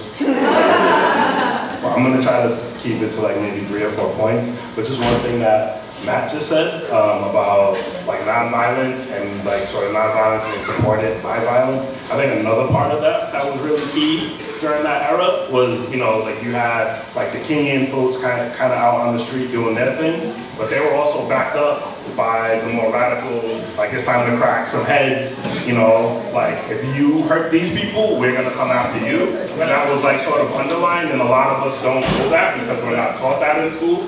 That like the nation was ready to go after people. Other young radicals were ready to go after people. I think that that's important. So there is that like that balance between like kind of a nonviolent face, backed up with like we'll lay you out kind of thing. And then I think that like what's really important is as we move away, as we move on, that like we really kind of dig deep and really develop our analysis. I think that there are like millions and millions of things that kind of can contribute to the state, that contribute to the system that we live in. Ultimately, I think the easiest way to look at it is the system is not broken. Like it's serving a very particular purpose. And you know, if we can just focus on those things that the state does that are working really well for like the money, the corporations, and deal with those versus maybe some of the women stuff, you know, some of the other things that like are kind of like hard for folks to kind of like build on, you know, like prisons work, police work, the school system works, not for us, but for other folks. If we can just think about how can we dismantle those as opposed to like just, you know, let's reform them, you know, like, let's get away from that. The last sort of thing is about voting. You know, we're sitting up here with Mary Kay, who has been an activist in the city forever, right? And now she's in office. And I think that there's definitely something powerful and important to that. I think that for a lot of young folks here, you know, I hear, for me, like when those towers fell in 2000, I was like, this is bullshit. You know, like this is clearly like the facade, this lie that America has like cracked. You know, and like from then on, I was like, no, we got to do something. You know, for a lot of you, maybe it was like Occupy. Occupy was kind of like a white man's thing. And it didn't really work for a lot of you, but that brought you here. I know for some of you, you know, it was Obama. And the fact that there was this like, supposedly black dude was gonna be our first president. And I think a lot of you have finally come to realize he's failed you, you know? And so for me, people are like, no, I love Obama. He don't love us though. He don't love us. How many times has he told black people to get out their slippers and go get on the street? We're our worst enemies. Okay, yeah, we're our worst enemies, and he's one of them. I think that like when it comes to voting, like voting on the local level is really important. And thinking about how like Mary Kay, to try to move things forward, that's important. But at the same time, we need to realize that like, you know, like those national officials are kind of garbage. Councilperson. Thank you. Councilperson. So we're going to hear from Jonathan. You can't just blame Obama, but the vice Well, listen, you can talk to him after. Please, talk to him after. We're not gonna have any open back and forth discussions. Let's hear from Jonathan. Let us say the civil disobedience till after the workshop and just allow Mary Kay to facilitate. Please. Yes, you know that's right.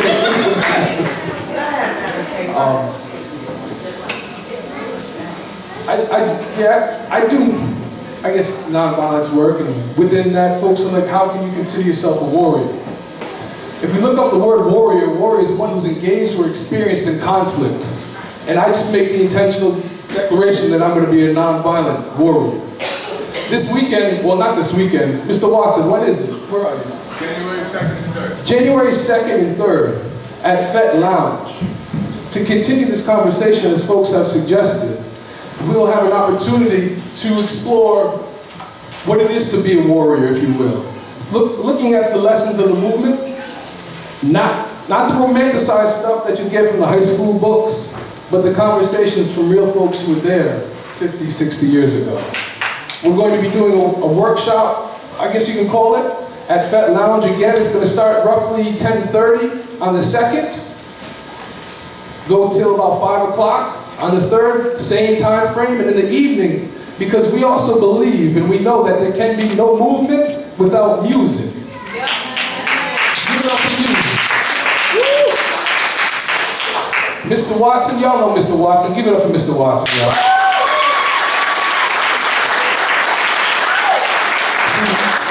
Mr. Watson said it was my time to shine, but it's always Mr. Watson's time to shine. I happen to be one of his housemates, and we've been working together for a while, and Mr. Watson has really taken on music, and he's organized many artists to participate in a concert that evening at Fett. They're all coming for the love, to inspire, and the purpose for us coming together is to start this new year off right, together as a community, intentionally exploring solutions. Obviously, we don't got the answers yet, y'all. But we need to continue to explore these solutions together and be willing to disagree together and continue that dialogue in a loving spirit. So I thank everybody here. Please give it up for everybody here.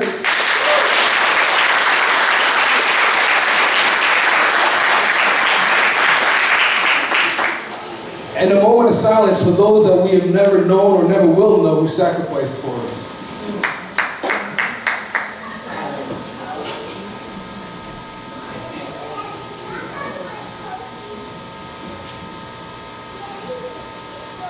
Thank you very much, everybody. I saved the PP7 for last because he's one of the brave warriors who also was a part of the highway action. I think you made some great points today, and we really enjoyed your conversation. So, first of all, I want to thank Mary Kay Harris and the rest of the panelists for putting up with my lateness. I have 2 points. Two final points I want to make. The first is that every generation has its own ways of speaking out against state oppression and other forms of violence that keep people down. And my generation happens to be hip hop. Now, when I say hip hop, a lot of you guys, first thing you thought was music. You know what I mean? But there are many other elements of hip hop. There's breaking, DJing, MCing, knowledge, graph writing, and fashion. And I think that we should encourage young people to speak out in ways that are relevant to them. You know, not everybody. I know. I hated writing papers. You know, I turned in papers in college at the last moment. But if I had a teacher who told me I could freestyle my final exam, you know, just something like that is a breakdown of what people think learning should be. You can't freestyle your final guy. No, you know. And I think that there are certain elements within hip hop that people have taken negatively. Something like sagging pants. Sagging pants didn't come from, you know, gay men in jail making themselves available for sex. Let's be honest. People in poor communities, they buy their kids bigger clothes so they can grow into them, you know what I mean? These kids are wearing hand-me-down clothes, or everybody in here who has had a pair of pants who are a little too tight and they sag them. Sagging pants grew out of poverty, and them empowering themselves with their fashion. You know, they couldn't buy the most expensive stuff, but if I can rock my outfit a certain way, then I have self-confidence and pride. I have a little bit of an escape from my poverty. And I think that, yeah, their sagging pants and baggy clothes have been associated with criminality, and I think that there are links with criminality, but it's not, the trend doesn't emerge from something criminal. And I think that that's just one of the, that's the power of media, that, you know, we can put out this image of a young black male in sagging pants and hoodies and you know, baseball caps that makes it easier to dehumanize them, and that justifies the police, you know, jumping out on them. They might not arrest them or you know, bring any legal action against them, but just the fact that I look like I could be a criminal speaks to the connotation of young black hip-hop fashion, ways of speaking, something as Martin Luther King was a criminal. He wore a suit and tie every day. You know, something like graffiti writing. You know, people think graffiti writing is obscene, is out of place. It's young working class kids reclaiming their space. You know, who has the power to say where public art can't be placed? You know, it's these kids who are taking back the spaces within their communities. And the last point I want to make is people are telling us to vote and talk to our politicians. We don't understand that in this country, politics is big money. I did some digging around, and the 6 mayoral candidates for the election in Providence spent $3 million. Buddy Cianci spent $745K. Jorge Elorza spent $417K. And honestly, most of the money isn't coming from the communities that need help the most. I understand that, you know, they can, you know, if a couple of you guys put together $10 and that money will go a long way. These people are responsible to where they're getting the money from, and it's coming from people like the Koch brothers who may not do it on a local level, but nationally we can see it happen. You know, when you look through who donated money to which party, you see the type of people who are donating, you know, the $1,000 or whatever the max is. And these aren't people that aren't coming from the community. And just to contrast it, where I'm from, New Haven, the mayor, she spent $500K just to win an election. And the funny thing is, I live in an urban neighborhood, and her campaign headquarters were a block away from where I live. And it boggled me. I've never seen her in community. You know, she had no ties in community. You know, I joked around with my friends. I said, "Yo, who stamped her hood pass?" Like she just can't come around. You know, coming into community and claiming to be a part when she has no roots here. And what I want to say is that the people who we put in power to make decisions for us aren't really the ones affected by the problems. The perfect example of this is what's going on with Ripta right now. The people who are making decisions about the bus lines don't have to bus to work every day, and I think that's criminal. It's good.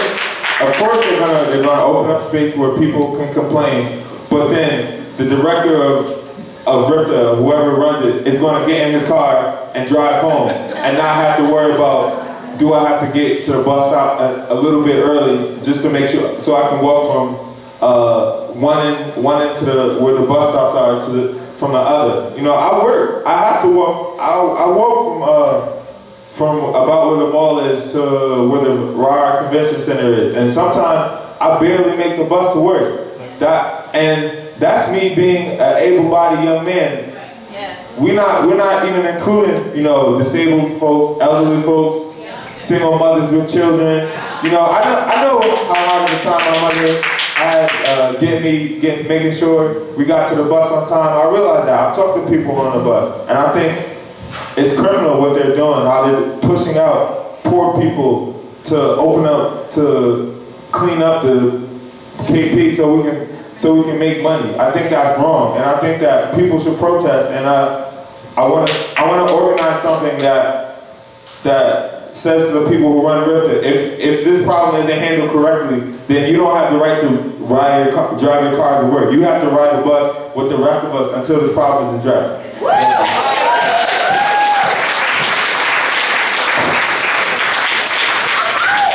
more time, for our panelists.